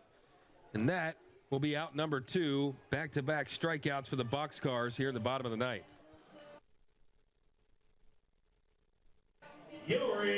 Well, potentially the last chance for the Boxcars here in the bottom of the ninth inning on this official grand opening of Meredith Park. It'll be Yuri Perez. He came in to the game tonight batting .265. He got a base hit back in the back in the 7th inning. In his last at bat, he came around to score in that 7th inning. But other than that, he struck out, grounded into a double play, and grounded out to third base. First pitch swinging as he fouls that one off. You want to see the Boxcars lineup give a chance for Curtis Terry, Dotel, and Sepulveda, 4, 5, 6, to potentially have a chance to get up and do something with the bat. Love to see Yuri Perez get on for them too with his speed. The 0-1, good eye on the fastball, well up at 93 miles an hour from Baker.